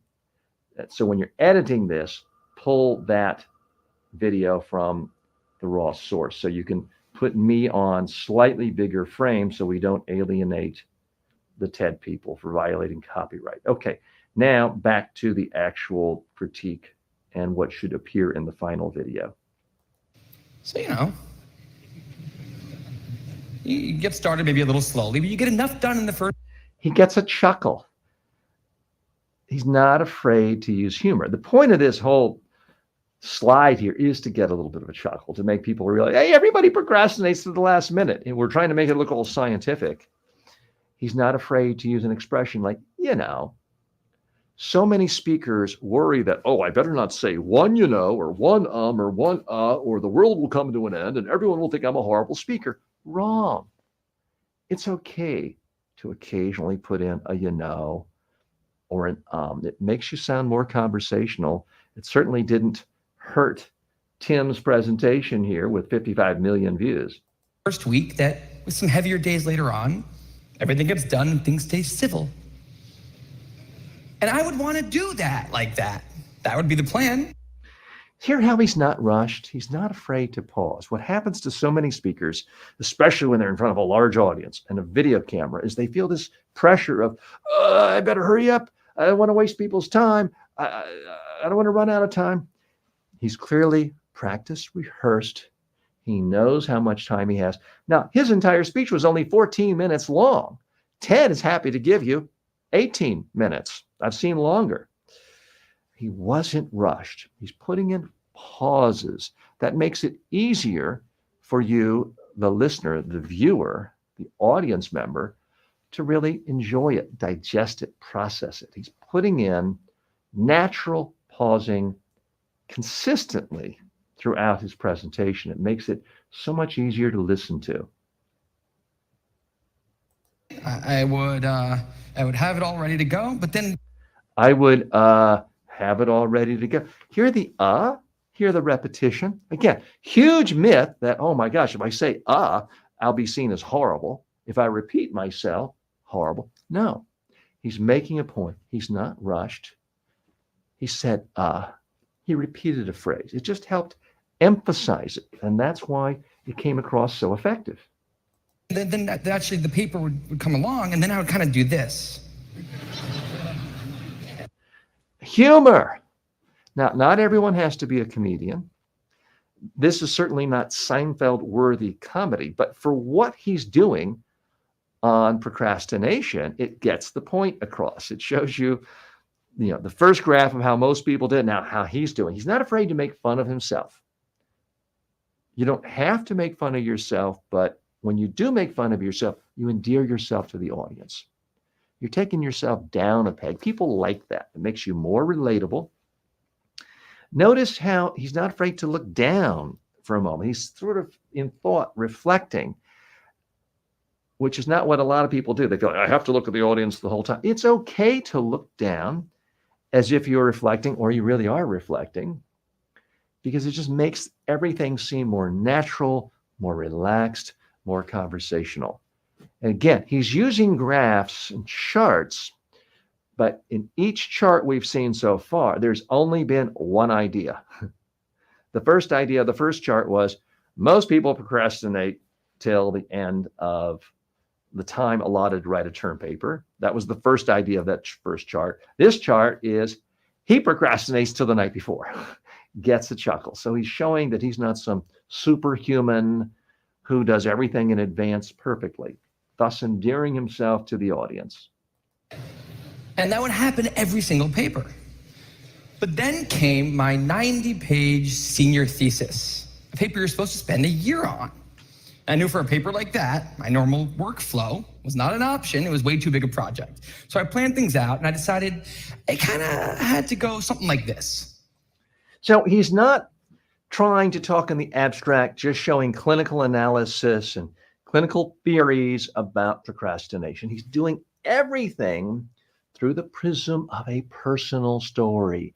Guess what? That's pretty much what every successful TED speaker does. They tell stories. He's talking about himself. He's not talking about college kids in general waiting till the last 72 hours. He's talking about himself, his own senior thesis. He's supposed to spend an entire year on this. He knows he can't wait till the last night to write a senior thesis that's going to be 90 pages long. That's impossible. So he's hooked you in. He's told a story. He's established a problem. He's introduced characters himself. So he's setting the stage with these character elements of his story. This is how the year would go. So I'd start off light, and I'd bump it up in the middle months. And then at the end, I would kick it up into high gear. It's just like a little staircase. How hard could it be to just walk up the stairs? Listen to that use of voice. Just a little staircase. How hard could it be? He's not afraid to sound silly. Great speakers do that. Average speakers try to sound professional and keep an even professional tone of voice throughout their presentation. He's using a high squeaky voice. He's basically making fun of himself. And he's using his full body. Now, he's not up there tap dancing. He's not as extravagant as you may have seen, some of you may have seen in the past, the great Zig Ziglar, who famously, would do things like, get down on his knee and reenact proposing to his fiance and then wife. He's not doing anything wildly theatrical, but he is, in fact, moving his whole body, showing range of motion. It makes it interesting. So there's constant variety. His body's moving, his hand is moving, his face is moving, his feet are moving. His voice is changing in pitch, in speed, in volume, in pausing. There's constant variety.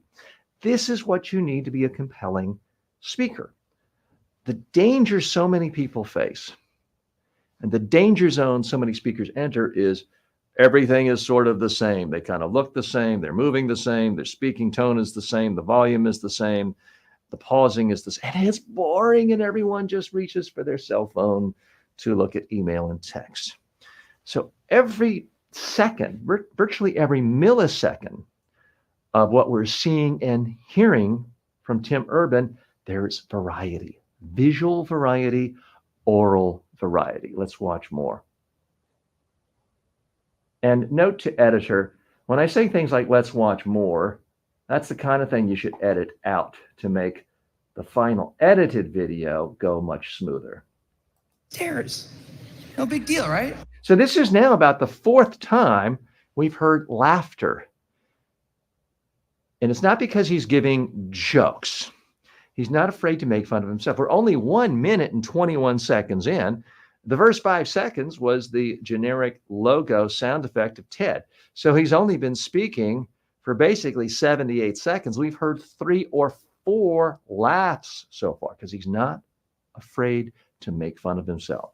He's not afraid to show vulnerability, which is so important if you want to be a speaker who really connects. And he doesn't rush. He makes a point. He gets a laugh. He gives people time to communicate back with him. He gives people time to laugh by taking a few steps, looking down as a transition. Walking a few steps across the stage is a great transition. Without saying, I'm now transitioning to, let's go to another point. It's a visual transition. He's using it masterfully. So many people are afraid of, oh my gosh, if I walk across the stage, I'll seem like I'm pacing and I'll seem nervous and it'll be awful. Wrong. Now, it can seem that way if you do it in a completely rhythmic way, but he's not doing it in a consistent way. He's doing it in a purposeful way where there's variety. Sometimes he stands in one place. Sometimes he walks to the left. Sometimes he walks to the right. Sometimes he looks down. So there's constant variety in his movement, even in the fact that sometimes he doesn't move. That's what makes him seem supremely comfortable, confident, and relaxed. And it's why we can listen to him. Let's watch more. And funniest thing happened. Those first few months, they came and went, and I couldn't quite do stuff. So we had an awesome new revised plan. But then those middle months actually went by. Couldn't quite do stuff. Again, he's not afraid to be a little silly. He's constantly talking about his own flaws. Now, this doesn't work every single time. If you're presenting in a job interview and all you do is talk about your flaws, it may be that your prospective employer might not be that impressed, but he's doing it in a way that makes him come across supremely authentic, genuine. And again, he gets more laughs. He's not afraid to let people laugh at his procrastination, which is the theme of the entire talk. I didn't really write words. And so we were here. And then 2 months turned into 1 month, which turned into 2 weeks. And one day I woke up with 3 days until the deadline, still not having written a word. And so I did So everything in his voice is infused with emotion. and passion. That's what makes him believable. All of a sudden, I woke up, there were 3 days left before the thesis was due. So you hear the words, but you also are connecting with him emotionally because, I mean, it's been many, many decades since I was in college, but the thought of having a major paper due in 3 days, having started, that even brings back bad memories for me. That is a scary, scary thought. So he's conveying the emotions of his story. All great speakers tell stories, and all great stories have some emotional component. In this case, it's the fear, it's the terror you can feel for him. Like, is he going to flunk out? Is he going to ruin his entire academic career, his entire future because of this procrastination? So now he's arousing curiosity. How did he get this thesis done? Let's listen. The only thing I could. I wrote 90 pages over 72 hours, pulling not one, but 2 all-nighters. Humans are not supposed to pull 2 all-nighters. Sprinted across campus, dove in slow motion, and got it in just at the deadline. I thought that was... Again, he's being silly, and in some practices, that might have gotten a laugh. Dove in slow motion. And you can imagine that like a cartoon character. It didn't get a laugh there. That's okay. Because he's not trying to be a stand-up comedian. He didn't stop and wait like, aren't you going to laugh now? He just kept on going. And he's telling us the setting. He's not just saying, and I turned it in the day it was due. No, he's describing the setting. I ran across campus. I dove to deliver it in slow motion so you can visualize it. The beauty of stories is when you're describing the setting and the actions, is it's really easy for the audience to visualize it. If your audience is visualizing it, they're not bored. They're not thinking about, well, let me check Snapchat and my text. And it's easier to remember it. I'm pretty sure anyone who's watched this, and we've only watched 2 minutes and 12 seconds, could summarize it and tell anyone else what the guy said so far because it's so visual. Therefore, it's so memorable. That's what great speakers do. They make their ideas come alive by telling stories and saying it in a way where we can visualize it, empathize with the characters. Let's see how he gets out of this. It's the end of everything. But a week later, I get a call. It's the school. And they say, is this Tim Urban? And A week later, I get a call from the school. Hear the pausing? That's the sort of thing that if a speechwriter had written that on a PowerPoint slide, he or anyone else would look at that and say, this looks stupid. I can't say that. That's a horrible president. That's a horrible speechwriter. But it's conversational. It sounds real. Notice how he's pausing after each one. A note to editor, edit this out for the final one. My good friends on TikTok, I realize you can't see this. So if you want to see what I'm talking about, come on over to my YouTube channel. It's TJ Walker Success on YouTube, and you'll see this Tim Urban TED Talk we're discussing right now. Okay, note to editor, now we're back in. I say, yeah. And they say, we need to talk about your thesis. He's bringing in dialogue. I get a call. Is this Tim Urban? Yeah. It's virtually impossible to recount dialogue in a story without changing your voice, without changing your body positioning, without changing your facial expressions. All great storytellers put dialogue in their stories. It doesn't have to be verbatim exactly what happened, as long as it captures the essence. Let's see where this story, this dialogue goes. And I say, okay. And they say, it's the best one we've ever seen. Great drama. He could have just said, I wrote it in 3 days, had no sleep, and it got an A+ and was judged the best one ever. Same information. But if I said it like that in a straightforward, logical, efficient, concise way, it wouldn't have had the same impact. He gets us on the edge of the seat. Are they going to say, oh my God, this is the worst one ever? We're kicking you out of school? What happened? He's building anticipation. He's making us wonder. He's arousing curiosity. I'm on the edge of my seat because I don't know what happened. I think I've seen this years ago, but I don't remember now. I'm not even sure I've ever seen this, frankly. So I'm giving you a fresh take on this. But he arouses curiosity.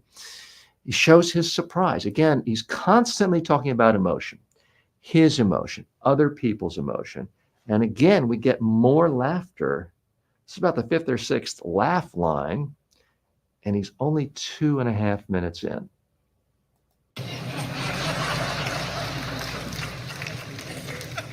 That did not happen.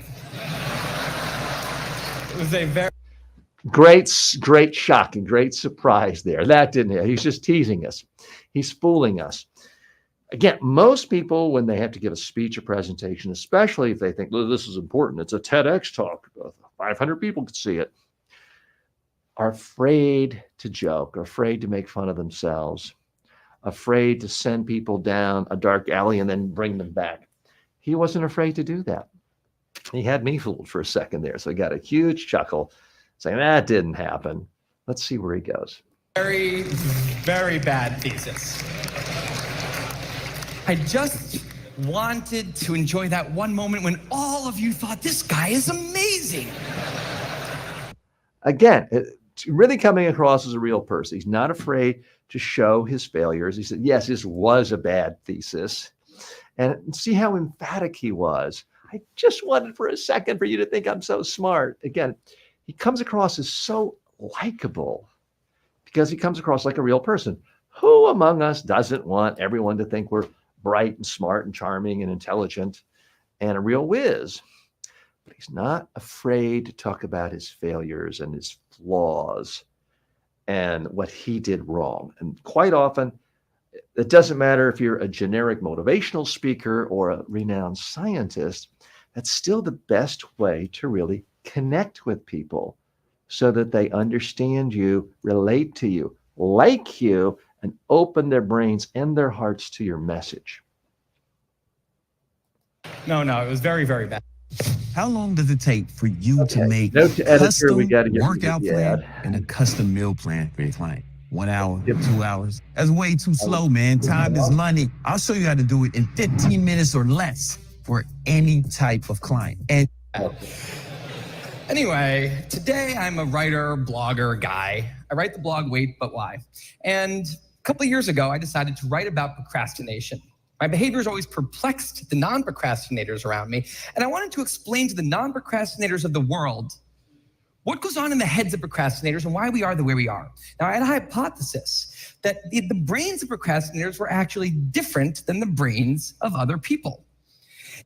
Now, a note to the editor, I need you to edit some of this out or actually do a fast forward section because we don't need all of this for the final edited video. Plus, we reduce the chances, again, this is all not for the final edited video, just as an aside for you live audience and for the editor. We reduce our chances of TEDx or TED saying we're violating their copyright if we only use sections rather than using the entire speech. So I don't want to use all of it. But I do want to add some commentary to what we've seen right here, which is notice the change of pace. He's now a little faster. He's changed the tempo of his presentation. He had moments earlier where he was slower, reflective. Now he's going through more fast action, sort of getting us up to speed on other developments. And to test this, I found an MRI lab that actually let me scan both my brain and the brain of a proven non-procrastinator.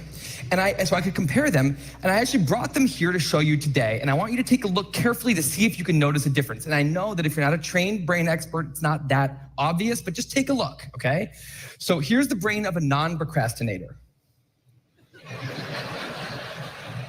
Now, Again, he gets laughter. I'm not saying you have to specifically try to get 24 laughs in every business speech or quarterly earnings report you give.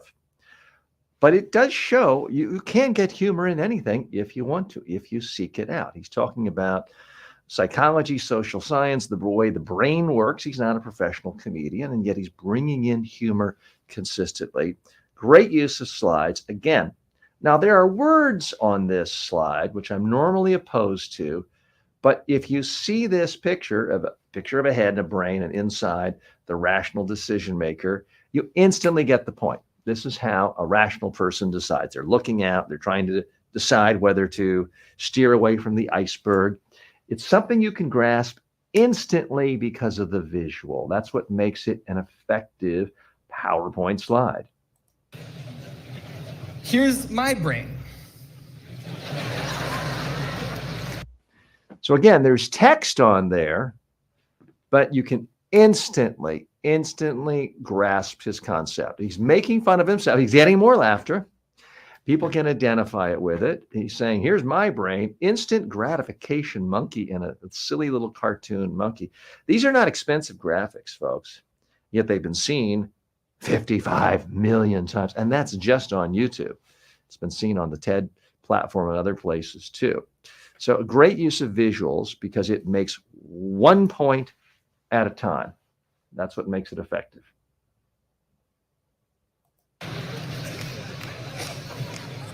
There is a difference. Both brains have a rational Again, notice how he didn't rush. He didn't say, oh my gosh, I'm running out of time. I gotta, and talk over the audience. When they laughed, he shut up. He simply let them laugh. The big mistake so many people make is they think, well, I got 18 minutes, so I can do 160 words a minute, 160 times 18, and they don't give themselves enough time, because you can read something or talk it out loud with no one around, and it's 18 minutes. But if you're doing it in front of a crowd, it could easily take 23 minutes because of crowd response. He clearly planned this in advance. He timed it. I'm sure he gave it other times too, or I would think so. So he was never rushed because he got the whole speech in 14 minutes. decision maker in them, but the procrastinator's brain also has an instant gratification monkey. Now, what does this mean for the procrastinator? Well, Again, notice the variation in his voice. The procrastinator has a monkey. He's not afraid to go high again. He's not afraid to go faster. The change in pace, the change in speed, the change in volume makes his voice interesting, and you're not bored by it. That's why people kept watching it and sharing it with people and telling other people, hey, you got to watch this. it means everything's fine until this happens. So the rational decision maker will make. So again, he's simplifying important messages about the brain and how it works in clear, simple terms that are funny. Again, you don't have to be funny, but I've never heard an audience say, I hated the way that last speaker gave us so many important, interesting concepts that were also funny. You'll never hear that from anyone. Make the rational decision to do something productive, but the monkey doesn't like that plan. So he actually takes the wheel and he says, actually, let's read the entire Wikipedia page of the Nancy Kerrigan-Tanya Harding scandal, because I just remembered that happened. So it's the highly specific details. Now, this isn't a full-fledged story here, but he's making fun of himself. He's got these visuals, and it's something people can relate to. Who among us hasn't been trying to do something important, and you think of an idea and you're Google searching someone you went to high school with and you haven't talked to in 35 years to see what they're up to, wasting time. He could have just said at the abstract level, something important needs to happen today, but I decided to waste time in general. Same point, same message, but he made it so clear, so concrete, so specific by saying, instead, I decided to read the entire Wikipedia page on the Nancy Kerrigan-Tanya Harding, something that a lot of people at a certain age can remember of how sort of silly it was, and yet how much media attention it got. And it drives, because you can visualize it, you can see it, taste it, touch it. That's what he's doing. Every important concept he's talking about, he's saying it in an intellectual way with words. He's visually demonstrating it with what he has, and he's painting pictures in our brains with his stories and his examples. Then we're going to go over to the fridge. We're going to see if there's anything new in there since 10 minutes ago. After that, we're going to go. Sarcasm. We're going to go to the fridge to see if there's anything new in the last 10 minutes. So he's bringing up the energy. He's showing how foolish he was. Again, if you're going to make fun of people, far safer to make fun of yourself than other people and look condescending. So he's making fun of himself, Again, he's not just saying, I wasted time. He's giving specific examples of how he wasted time. Reading a Wikipedia page, going to the refrigerator to see what's new there. So he's acting it out. He's bringing you on his journey, and you can visualize every single thing he's saying, even if he didn't have any pictures. You and I could draw the pictures right now because he's so visual. On a YouTube spiral that starts with videos of Richard Feynman talking about magnets and ends much, much later with us watching interviews with Justin Bieber's mom. Again, example, example, example. This guy is giving examples constantly, incessantly, that we can visualize and relate to, where he's not afraid to make himself sound foolish. He's an absolute master at this. All of that's gonna take a while, so we're not gonna really have room on the schedule for any work today, sorry. Sorry. The whisper. One of the most powerful tools you can ever use as a speaker is the whisper. When you whisper, you're drawing people in. It arouses curiosity. It sort of forces us to lean in and listen. And it's the ultimate in variation of tone and volume. Most speakers, most business speakers kind of speak at the same volume all the time. I'm now going to go through the next page, and you can see on this PowerPoint slide and this bullet, it's the same volume. He's not afraid to occasionally go loud and go soft with a whisper. That's that variation that is so compelling. And it makes this whole thing seem more like a fun roller coaster ride than just something you have to go through and trudge through the way most presentations in the academic world and the business world are. Now, what is going on here? Did you hear that? The sigh. He's getting more laughter. He's showing the frustration with himself. So he's constantly making his serious intellectual points about procrastination through the prism of his own experiences, his own story, and he's peppering the story with emotions he actually felt. And that's what makes him extraordinarily effective and why we can listen to him. The instant gratification monkey does not seem like a guy you want behind the wheel. He lives entirely in the present moment. He has no memory of the past, no knowledge of the future, and he only cares about two things: easy and fun. Now, in the animal world, that works fine. If you're a dog and you spend your whole life doing nothing other than easy and fun things, you're a huge success. And to the monkey, again, he's consistently funny without seeming like he's trying too hard. He does not seem like a guy who went out and hired a professional comedian to write jokes. I'm giving a big TED talk, write a bunch of jokes in here to make people like me. No, everything he's saying is organic to his message, certainly seems personal to him. He's making fun of himself, and his examples are so vivid. You can see them, you can tell them. You know, his point there, you hear it once, you remember it. If you're a dog and all you do is look for easy and fun things, you're going to be a hero. Yeah, your master's going to like you because you're happy all the time and you're chasing balls and bones and things. So it's a crystal clear example. One problem that so many speakers have is they just don't give enough examples. They think, I'd love to give examples and tell stories, but there's no time because I have to go through all the data. Wrong. There's always time for good examples and stories to make your points come alive. If you don't have time for the examples or stories, then you don't really have time to put that point out there in this presentation. Leave it for the book or the white paper.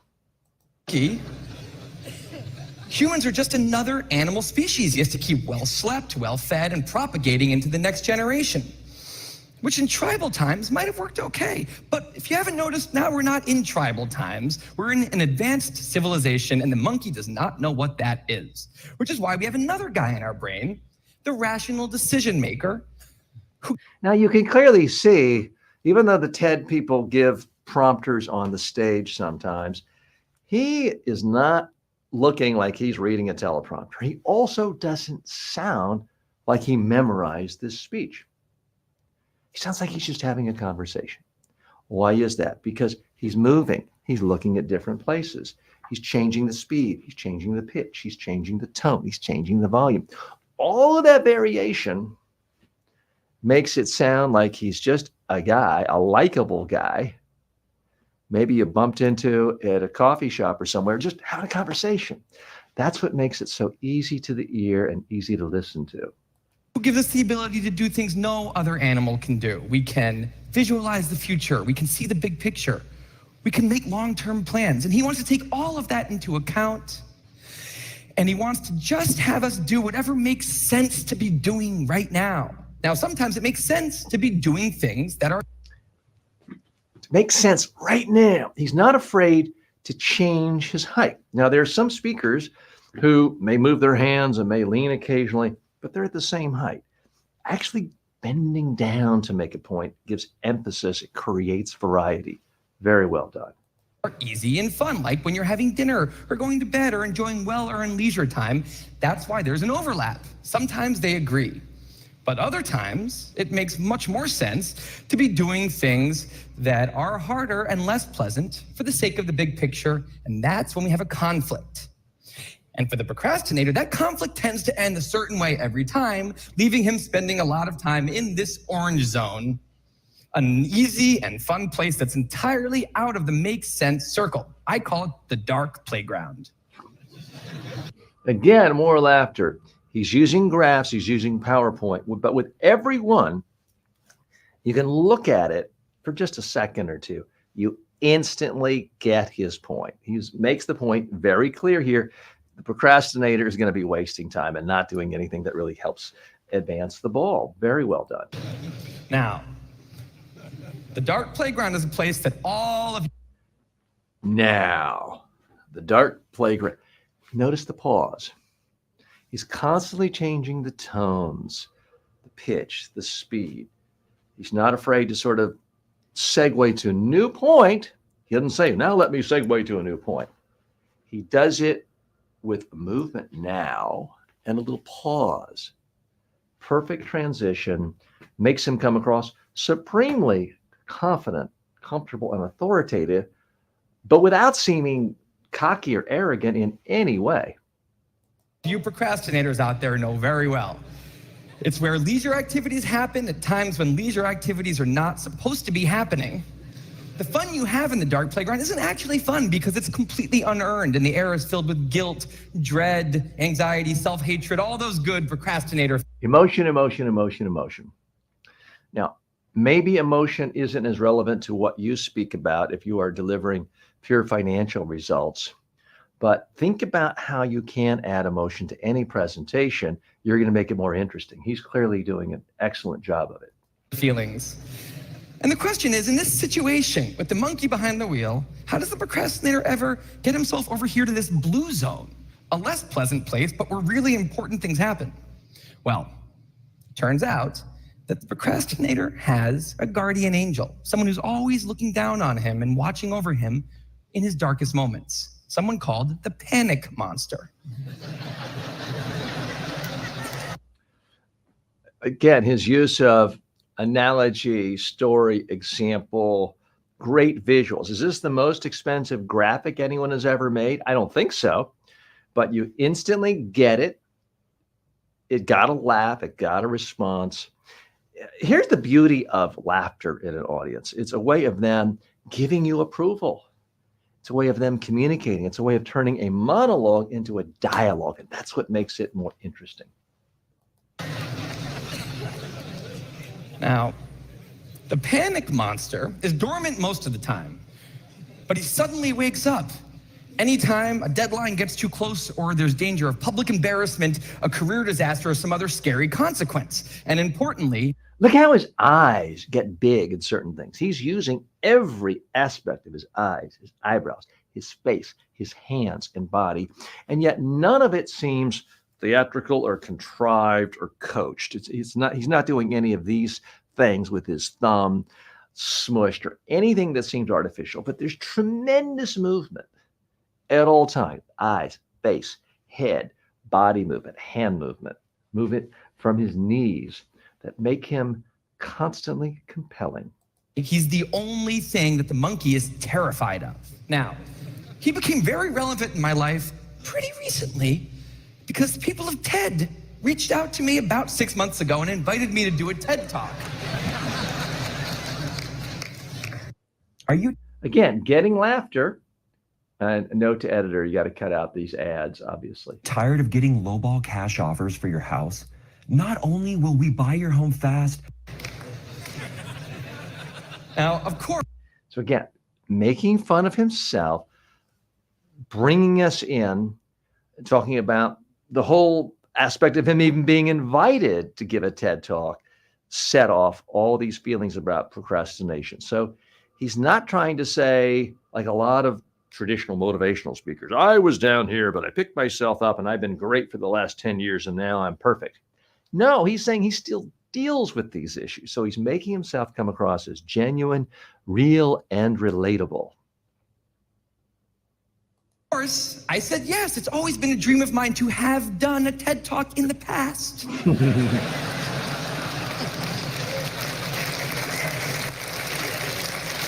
So relatable, because I bet 90% of the world would love to be able to say, oh, I've done a TED Talk. They don't want to actually do it or prepare it or be experiencing it. So again, he's showing himself to be a real human being, totally relatable, making fun of himself, getting laughter from the audience. So the audience is so on his side. They're practically cheering him on. They want to hear more. That's what you want from an audience.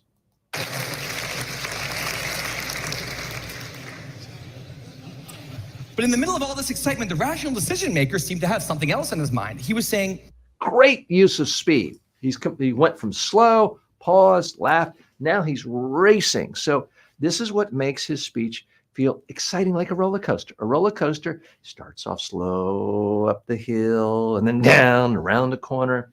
You never really know what's going to happen next. So I love the fact that he's constantly changing speed, pitch, tempo. This part we just saw, very quick. If he spoke this way the whole time, it would wear us down. It would be tiring to listen to, but he only does it for short bursts. are we clear on what we just accepted? Do we get what's going to be now happening one day in the future? We need to sit down and Look at the animation. He's bigger. The hand motions are bigger. Looking down is more. The emotion is really flowing through him. Now, if he did this for 14 minutes, it would be too much. He's doing it in a little bit. It's like seasoning. You put a little salt in a stew, it tastes great. If half the stew is all salt, it's going to be horrible. work on this right now.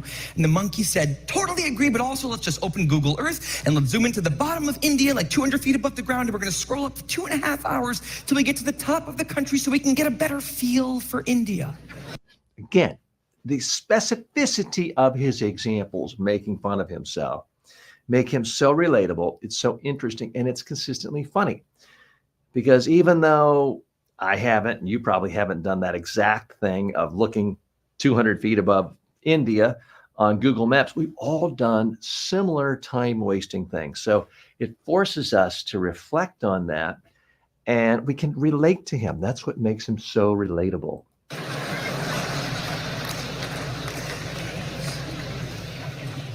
So that's what we did that day. As 6 months turned into 4, and then 2, and then 1, the people of TED decided to release the speakers. And I opened up the website, and there was my face staring right back at me, and guess who woke up? So the panic monster starts losing his mind, and a few seconds later, the whole system's in mayhem. Okay, he's building and building and building. We're getting more laughs and more laughs and more laughs. And at some point, this can be intimidating because you may be thinking, well, TJ, I can't be that funny. This guy could be on The Tonight Show. He could be a stand-up comedian. He does have real talent. But again, so much of it is he's not afraid to make fun of himself, to give highly specific examples, to show vulnerability in a way that other people can relate to. That is something we can all do, even if we don't get as many laughs as he does. And the monkey, who, remember, he's terrified of the panic monster. Boom, he's up the tree. And finally, finally, the rational decision maker can take the wheel and I can start working on the talk. Now, the panic monster explains all kinds of pretty insane procrastinator behavior, like how someone like me could spend 2 weeks unable to start the opening sentence of a paper and then miraculously find the unbelievable work ethic to stay up all night and write. Did you catch that stumble? He stumbled over the word work, the work ethic. He repeated himself. Did it bother him? No. Did he wince? No. Did he say, I'm sorry? No. He just kept on going. Please take that lesson home. It's okay to make a mistake. It's okay to stumble. It's okay to repeat a word. No one's going to notice. I guarantee you, if you look at the thousands and thousands of comments below his speech, no one's going to say, I hated the way at 9 minutes and 54 seconds he repeated the word work. No, it's not going to happen. 8 pages. And this entire situation with the 3 characters, this is the procrastinator's system. It's not pretty, but in the end, it works. And this is what I decided to write about on the blog. In the end, it works. This consistent use of pausing in a way that makes them sound completely conversational. This is how people talk over coffee. This is how people talk at a meal. This is how people talk at a sports bar. I don't mean swearing or doing anything inappropriate or talking about trivial stuff. He's talking about important things. But everything in his voice is designed to come across the way a real human speaks, not the way a newscaster delivers the news from the nightly news reading from a teleprompter. It's not the way the typical CEO or CFO reads from quarterly earnings reports off of a PowerPoint slide. It's consistently interesting because of the pauses and the variation. It's a couple years ago. Now, when I did, I was amazed by the response. Literally thousands of emails came in from all different kinds of people from all over the world doing all different kinds of things. These were people who were nurses and bankers and painters and engineers and lots of PhD students. And they were all writing saying the same thing. I have this problem too. But what struck me was the contrast between the light tone of the post and the heaviness of these emails. These people were writing with intense frustration about what procrastination had done to their lives, about what this monkey had done to them. And I thought about this and I said, look. That was a longer pause than usual. Again, it's variation in the length of pauses makes him sound more real, more relaxed, more comfortable. He may have actually forgotten what he was going to say next. I don't know. I can't crawl into his brain. But what I do know is he didn't panic. He didn't say, I forgot what I'm saying next. He paused, he moved a little, he went to the next point. And anyone sitting there was not worried or nervous. Or why did he pause there? Watching it on video, it didn't seem unnatural, but it was longer than most business speakers pause when they're giving a typical presentation. The procrastinator system works, then what's going on? Why are all these people in such a dark place? Well, it turns out that there's 2 kinds of procrastination. Everything I've talked about today, the examples I've given, they all have deadlines. And when there's deadlines, the effects of procrastination are contained to the short term because the panic monster gets involved. But there's a second kind of procrastination that happens in situations when there is no deadline. You seek the key, but you must first learn the discipline.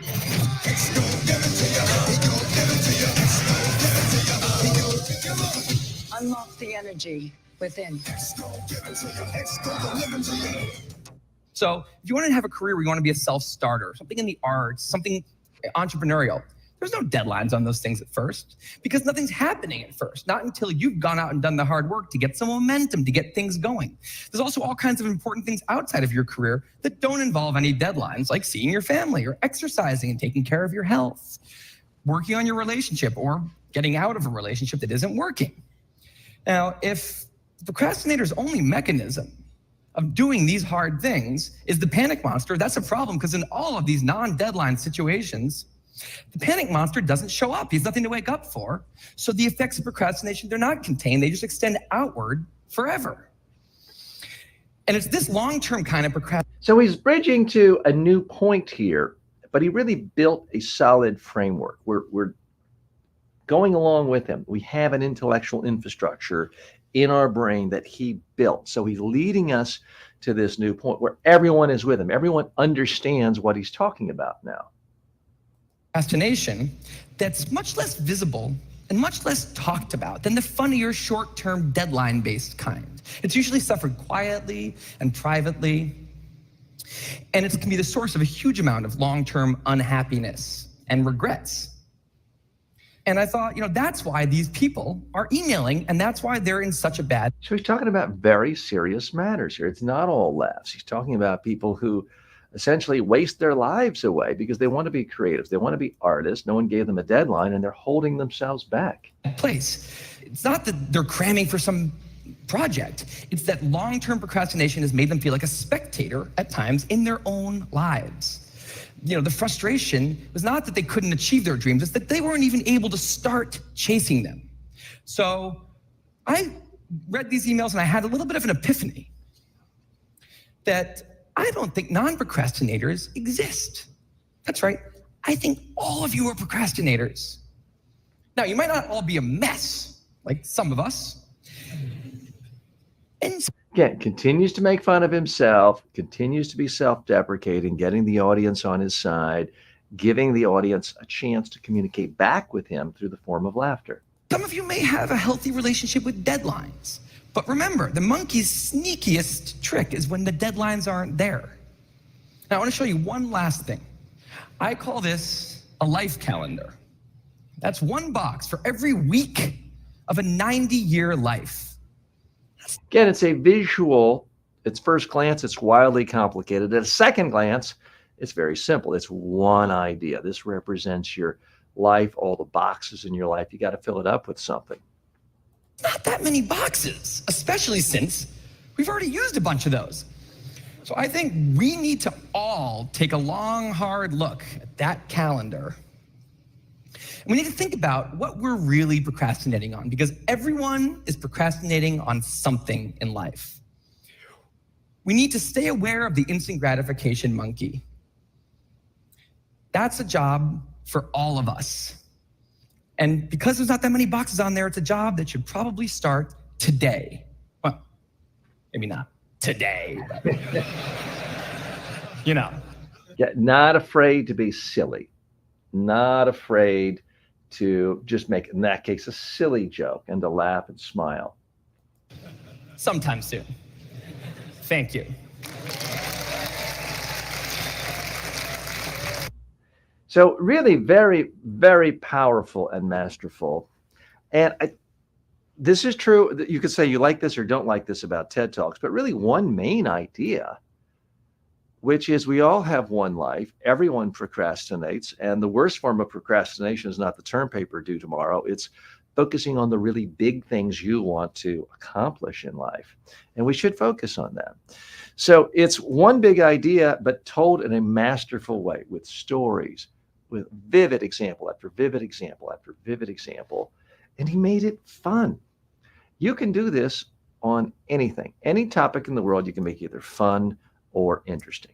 Okay, time out for editor. Let me try to do two things. I want to do an intro to this, but also a final summary that you can edit in. And then we'll go back to live, and I see a good friend, Madhav, has stopped by. Madhav, we've been doing a detailed analysis of a TED Talk. And John tells me the stream went down. I don't know. It appears to still be live from what I'm seeing. But so let me take that off and just go to me full screen.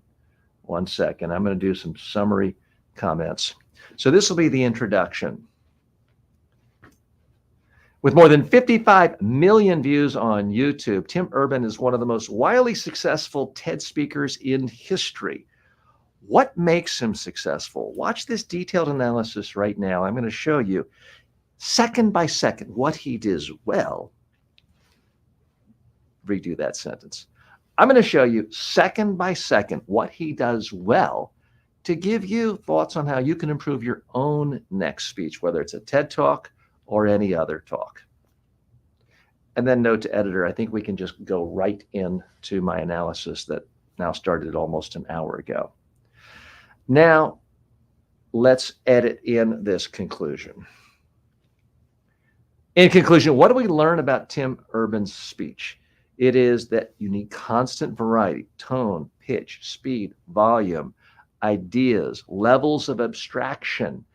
Everything about you can have variety. What you do with your body, what you do with your voice, how you use images. Tim Urban is a masterclass on how to present effectively, to capture the attention of an audience, to get them on your side, to get them to be a part of your presentation through dialogue in the form of laughter, and how to lead people along one idea at a time to see your big idea. Okay, let's end that right there for the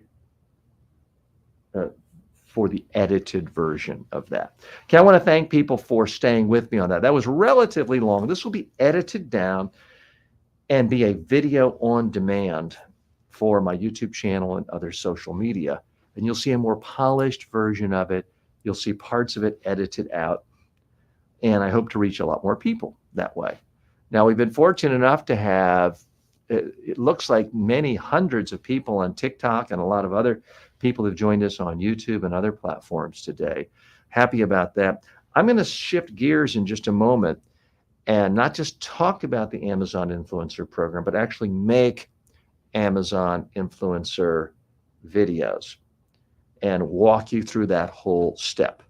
It's a little bit tedious, I'll grant you that, but I want to be helpful to you. And I know so many of you have reached out to me over the years saying, TJ, I like to speak. I want to speak more. I want to have opportunities to speak, but there's two problems. I can't get people who are meeting planners to return my calls. And if I want to speak online, I can't get brands and advertisers to return my calls to sponsor me to make money. That's why I'm so excited about the Amazon Influencer Program, which is a way for people to speak and not deal with gatekeepers. Once you get through the initial gate of Amazon accepting it, which isn't that hard, and once you're in, you make a video revealing a product. Amazon, not always, but typically post it on a product page on Amazon. Someone watches your video and then buys the product. You make a commission. Now, it's not a get-rich-quick thing, but at least it is a way to get seen by thousands of people if you do enough videos, and to make some money without having to try to set up Zoom meetings with the head of marketing of Sony, or trying to set up meetings with some meeting planner or convention planner for some association. So it eliminates all those gatekeepers. And that's why I find it profoundly exciting and interesting. So that's what we're going to switch gears to now in our remaining time for the next half an hour. I want to say a special thanks to my friends on TikTok for joining me. As I mentioned earlier, I apologize, but I have you on a separate stream. We're doing this on StreamYard today for YouTube, TikTok, Facebook, LinkedIn, or not TikTok, but all the other social media platforms. So they were able to see what I was talking about. If you want to see what I'm talking about, if you just hop over to my YouTube channel, it's TJ Walker Success, you will be able to see it there. And hoping we can connect. And I'm hoping in the next few days to be able to link the TikTok channel into the live stream so we can have everyone all together. There are a few more technical requirements. I may have to get a few more subscribers too. I don't know. I've got about 12,000 subscribers on TikTok now, but we're going to eventually work that out. So I'm going to have to sign off with our TikTok friends right now because I have to use this phone to make my Amazon influencer videos. So thanks so much for joining us. I'm going to sign off now. Please come back tomorrow. We'd love to have you. Okay, so I have said goodbye to our friends on TikTok. I'm now going to move my tripod over and open up the camera. I'll go ahead and switch to camera one. I'm going to switch to camera one so you can see what I'm doing. Oh, I forgot my microphone. I'm going to put my microphone into my, just so you can see it. So I am putting the microphone, this is normally I'm using this shotgun microphone, Sennheiser. It was very expensive.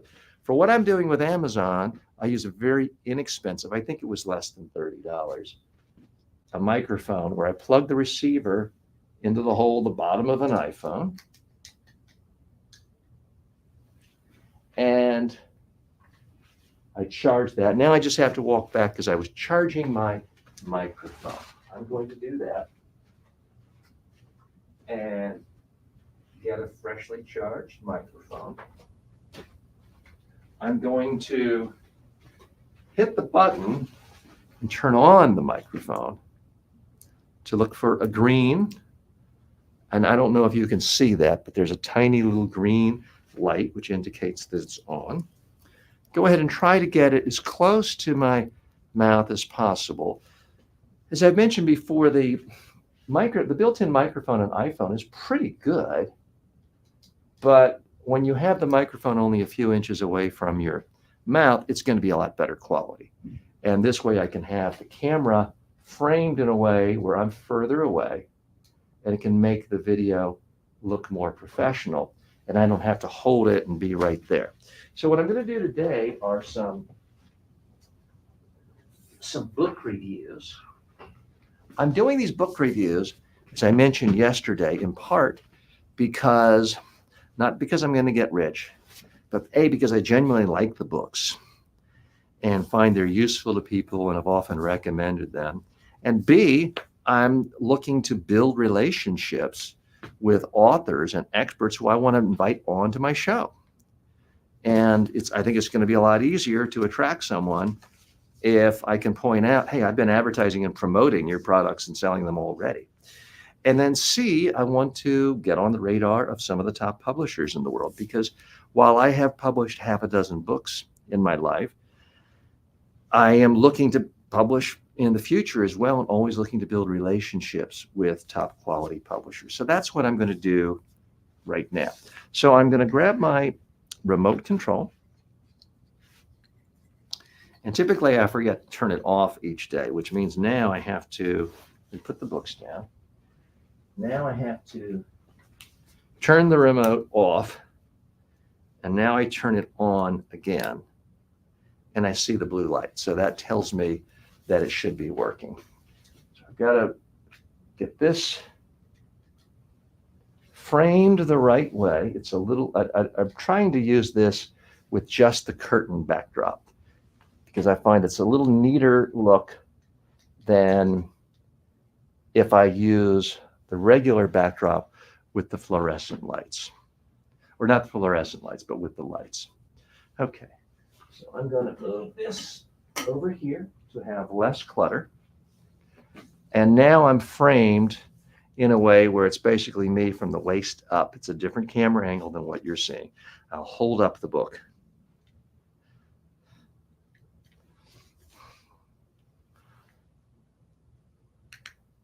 From Strength to Strength by Arthur Brooks and Oprah Winfrey, a fantastic book that summarizes some of the best information and insights on how to live an actual great life from two of the best experts in the world. Check it out. Okay, so what I'm trying to do are short form videos that are 15 seconds or less. That tends to do best on the Amazon platform. It gets the most views. I can't prove that it generates the most sales, but I found that almost all of my views come from vertical short form videos.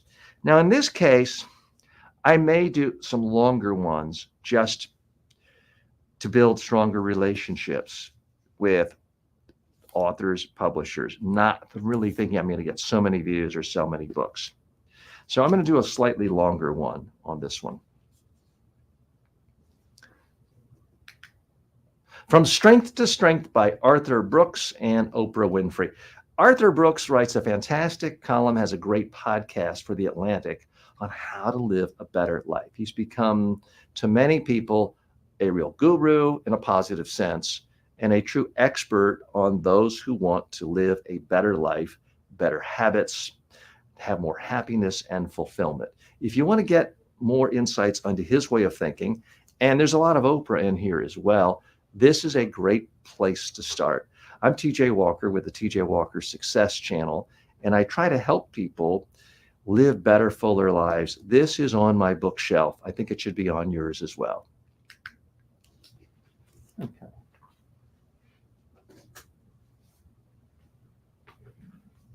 Okay, so this is a book written 200 plus years ago by Benjamin Franklin. It's not going to sell a lot. I mean, it's still in print, obviously. I'm not expecting to sell a lot. What does sell, I've found, is if you're promoting books that are relatively recent or currently on the bestseller list. But I still feel important that this book is important, and you can see, in fact, I'll demonstrate that.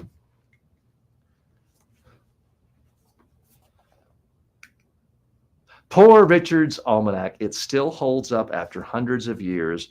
One of Ben Franklin's masterpieces. The aphorisms, the wit, they still come through. Check it out. It will make you a wiser person.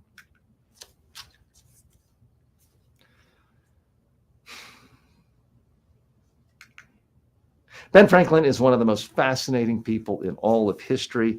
His Poor Richard's Almanac is so aphoristic, so insightful. He was a person who just. Now, I typically don't like to second guess myself, but that was a stumble that just seemed like too much of a stumble. So again, all I do is hit delete. That is my form of editing. It's not everyone's cup of tea, but that's what I find is the fastest, easiest, simplest form of editing for making influencer videos. So I'm going to do a longer one of that now. Ben Franklin is one of the most interesting people in all of history. His book, Poor Richard's Almanac, gives you a sense of his thinking, his ability to come up with the perfect phrase, aphorism, wisdom, the wit. So much of this book still resonates today. When I'm looking at it, I see almost every page I have turned down and highlighted, because it is my own book, so I can mark up my own book. It's so full of wisdom and wit. It really stands the test of time. I highly recommend you check out Poor Richard's Almanac. I do feel pretty strongly about that one, because sometimes I'll read a book and I look at the end of it, I haven't marked down a single page. Or these days with my Amazon Kindle, I haven't highlighted anything. And that's generally, that's a bad sign if I haven't highlighted anything. Okay.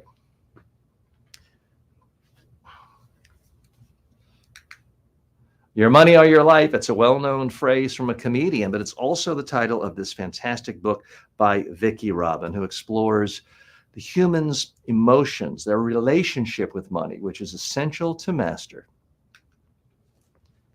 So this is one, I do think it's a good book. It's not one I am as wildly enthusiastic about as others. So I'm only going to do a short one on that.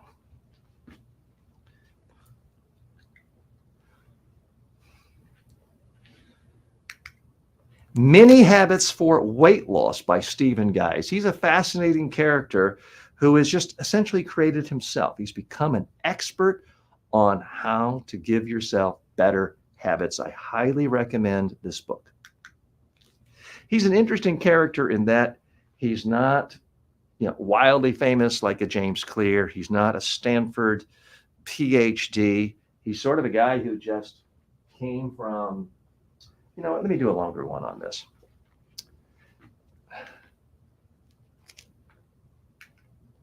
Many Habits for Weight Loss. It helps you not only with weight loss, but with a lot of other habits.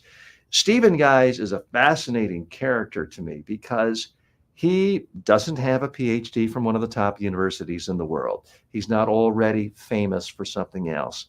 He just studied, self-experimented, thought reflective, refined his craft, and blogged his way to success.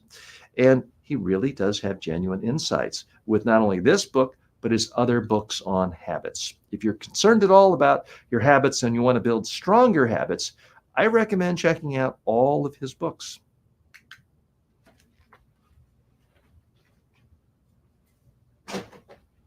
Okay. This is a classic. I'm trying to think of what year this was. The Magic of Thinking Big Okay, it looks like it was originally published in 1959. Okay.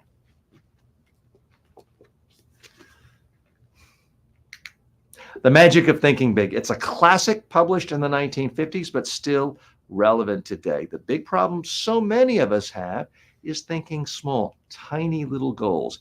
This book will change your attitude and could change your life. Okay, that was right at 15 seconds. I'm going to do a longer one on this too. The Magic of Thinking Big. It's a classic. It's a part of the canon of the self-help personal development movement, written way back in the 1950s by David Schwartz. It's still relevant today.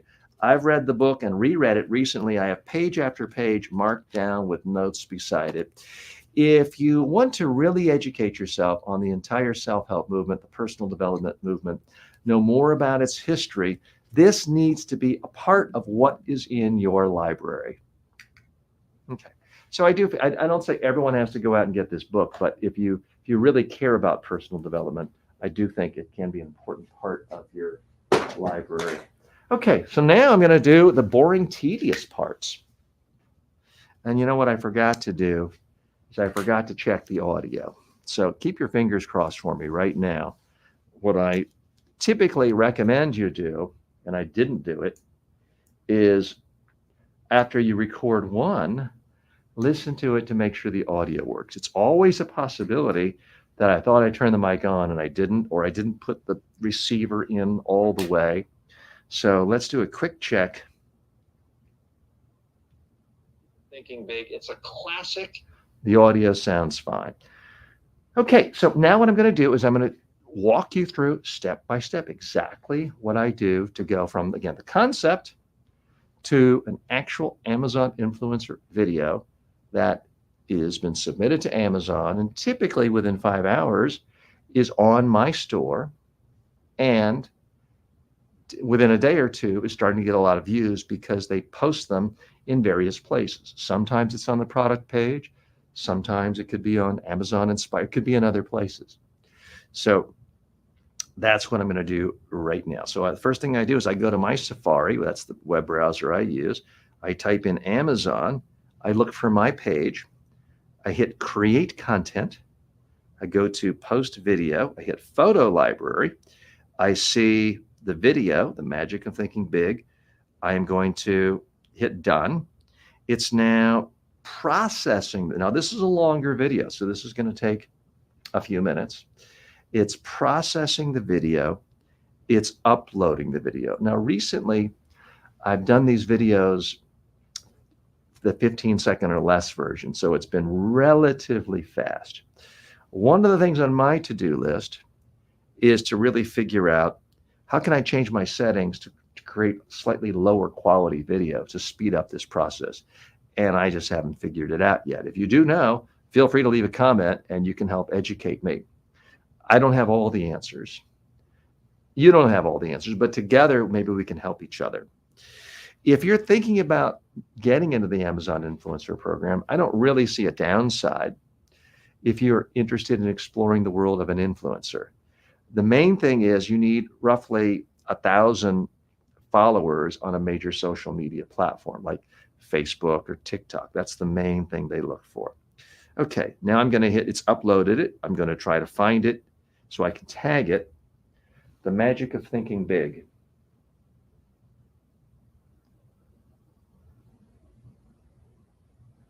Oh, and there it is. So it's in my book in my product list of things I bought. I tagged it, I hit Done. Now I'm going to title it. I do things through dictation because I can dictate a lot faster than I can type, especially faster than I can type on a cell phone. This is an essential classic for the personal development movement.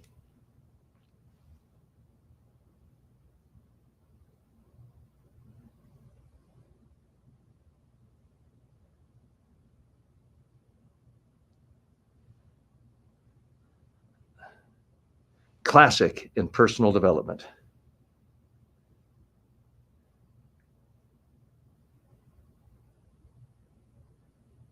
So what happened is I dictated the first one. It was 66 characters. Amazon gives you a limit of 60 characters. So I had to delete part of it and redo it to get it the right way. So now it's being submitted, it's being considered. Now I go to the next video. I hit create content, post video, photo library. I go to the second video on that book. Now I'm a little disappointed here because it's telling me it's 16 seconds. I was shooting for 15 seconds. I thought I'd hit stop on 15 seconds and it didn't work. You would say, well, what does that really matter? I don't have proof or evidence, but when I look at the data of my own videos, the ones that are 15 seconds or less on Amazon tend to get a lot more views. So that's why I did that. So same one, the magic of thinking big.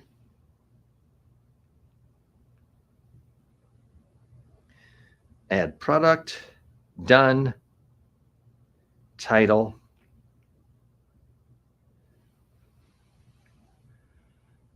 Half a century later, comma, and this book still resonates.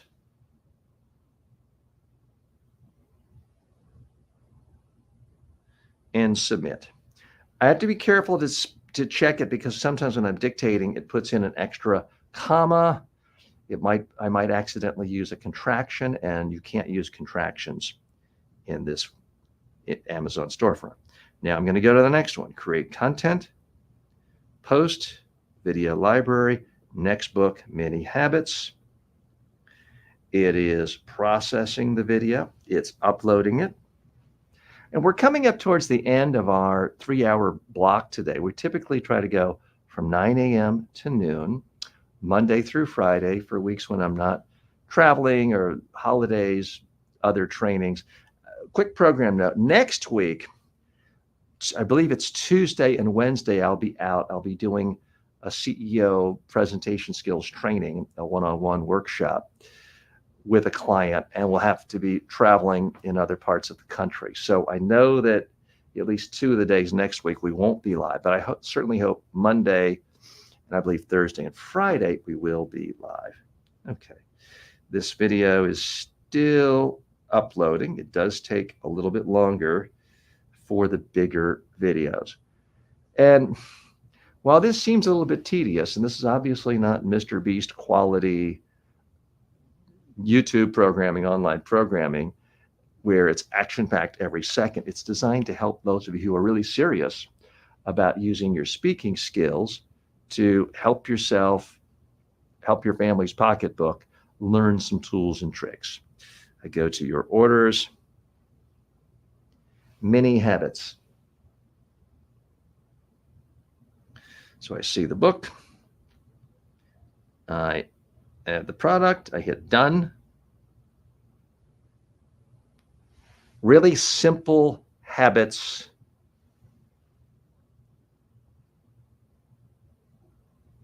Simple tricks to make habits stick, exclamation point.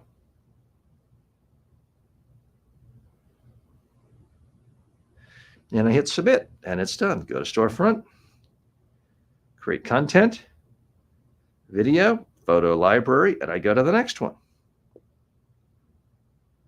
And it's the same book, but the short version of it. Again, those of you who really are paying attention may have noticed I was only doing one 15-second or less video per book. I'm doing more now, in part because I have noticed a lot more sales of my Amazon influencer videos for book reviews. Now, I'm not making a fortune on it, so don't think of this as a get rich quick. I'm doing it in part to build relationships because Stephen Guise, the author of this book, is someone I would love to have on my podcast as we start doing more and more interviews in the very near future.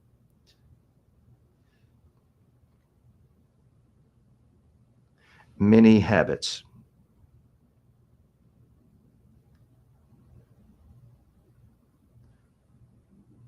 Okay, well, there's 2 different, I think one's the Kindle. So I'm going to add product.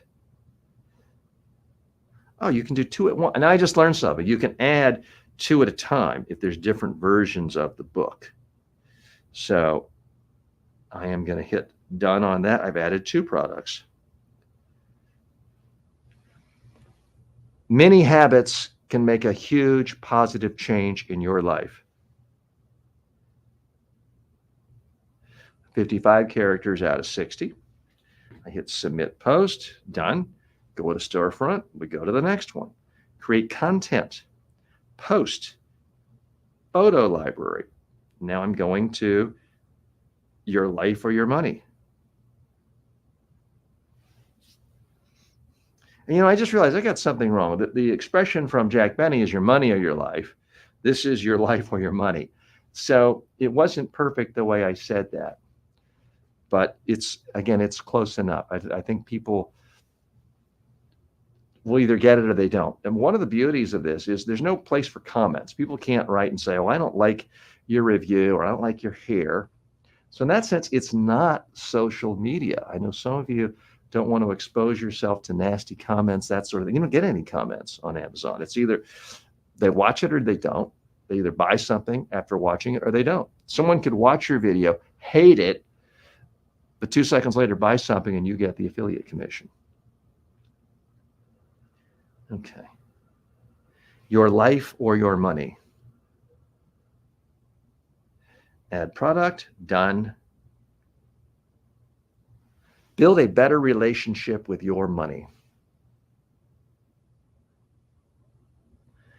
So I'm obviously not spending a lot of time crafting the perfect headline to generate the most clicks. I could use ChatGPT. I could hire a Madison Avenue ad agency.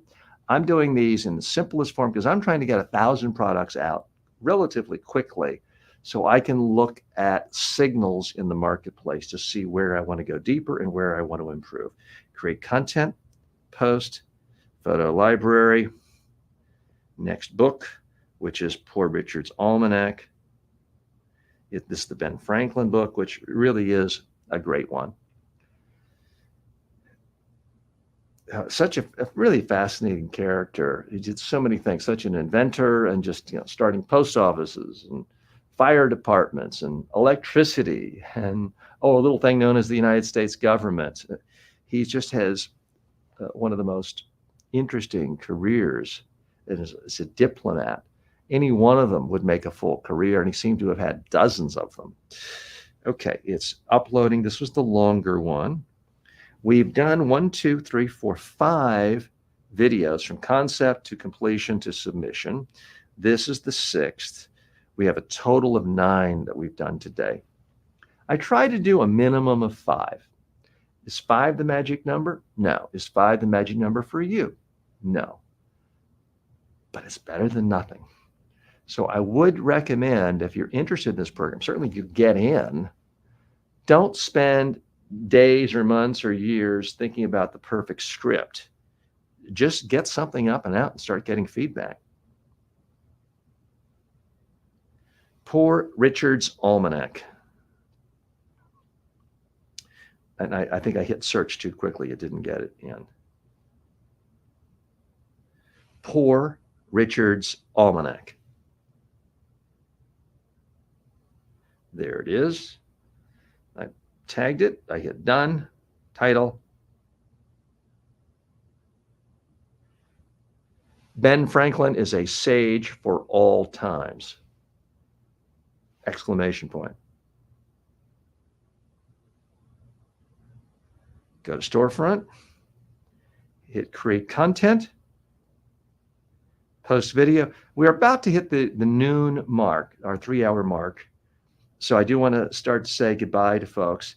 Madhav says, please do a live review of Toastmasters speech. Well, Madhav, what I'd like you to do is send me, you can email me, or you can, better yet, post it in the community tab on YouTube, a specific speech you'd like me to do.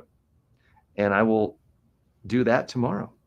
Okay, choose, oh, that's not what I wanted to do. Post video, photo library, and now it is the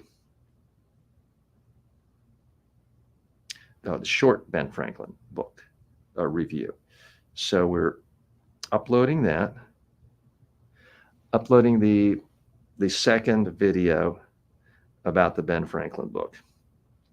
This will now be our 7th Amazon influencer review/ad.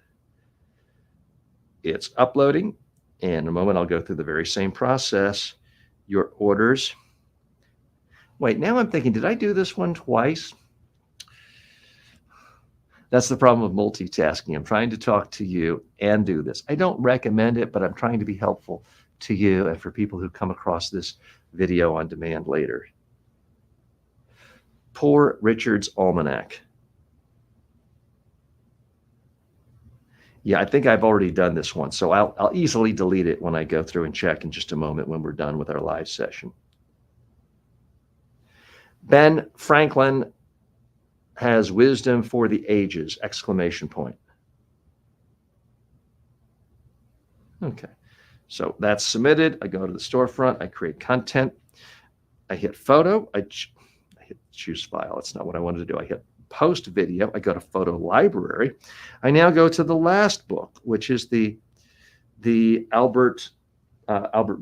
Albert Brooks. Let me look at the title again. It is the Arthur Brooks.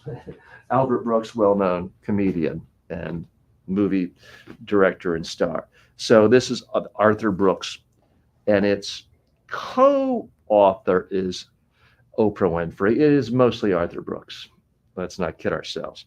So this book is, or this video promoting this book is uploading right now. And it should take, this is the longer one. The final video is the 15-second video. Now, there is a way of uploading videos, multiple ones at a time. I haven't figured out how to do it. I'm also not completely sure that it is that it really saves you time if you have to go back and think about which one is which. I like that I'm going through in a linear fashion and doing one at a time and seeing every piece and taking it through completion. So I go to your orders, from strength to strength. There it is. I add the product, I hit done.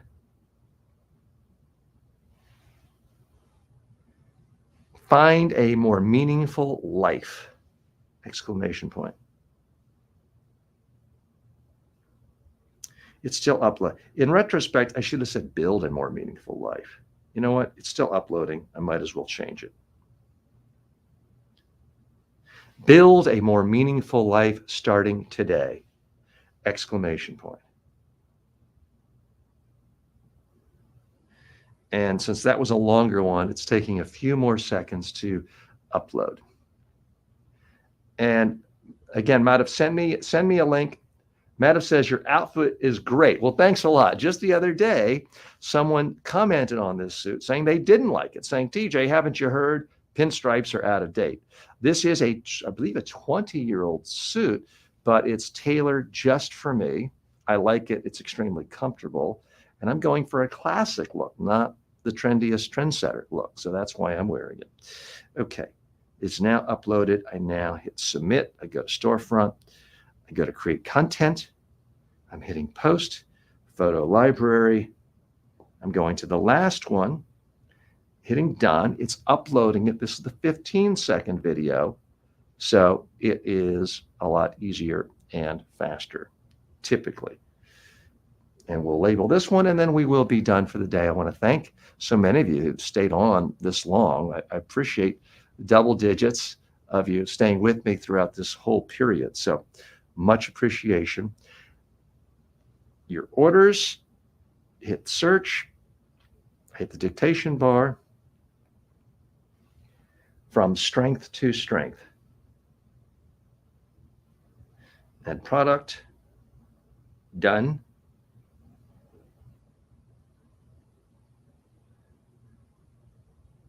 Create your ideal life now, exclamation point. Hit done, submit. Okay, so that was 9 more ads I just made in, I think, about 30 minutes. But that was the concept. I picked up the book, the scripting I did in my head, the shooting of it, the production of it, the editing, in my case, simply hitting delete, uploading it, processing it, tagging it, labeling it, submitting it. So there's a lot of little steps there, but I'm hoping by showing this in front of you, it demystifies the process. Because, yeah, there's a lot of little steps. Some of them are tedious, but I created 9 ads there. I essentially created 9 pieces of video content.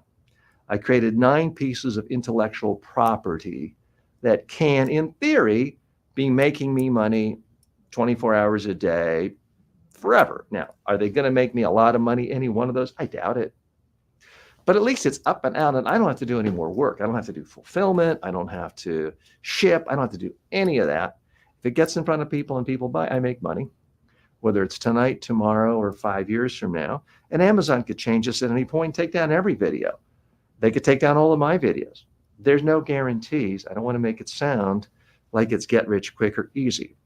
But it is, in relative terms, I believe, the easiest way for the average person to get into the influencing game, which is why I'm trying to go through this journey and share it with you. I'm TJ Walker. Thanks so much for joining me today. I'll see you tomorrow. And I just dropped all of my books off of my table. Thanks.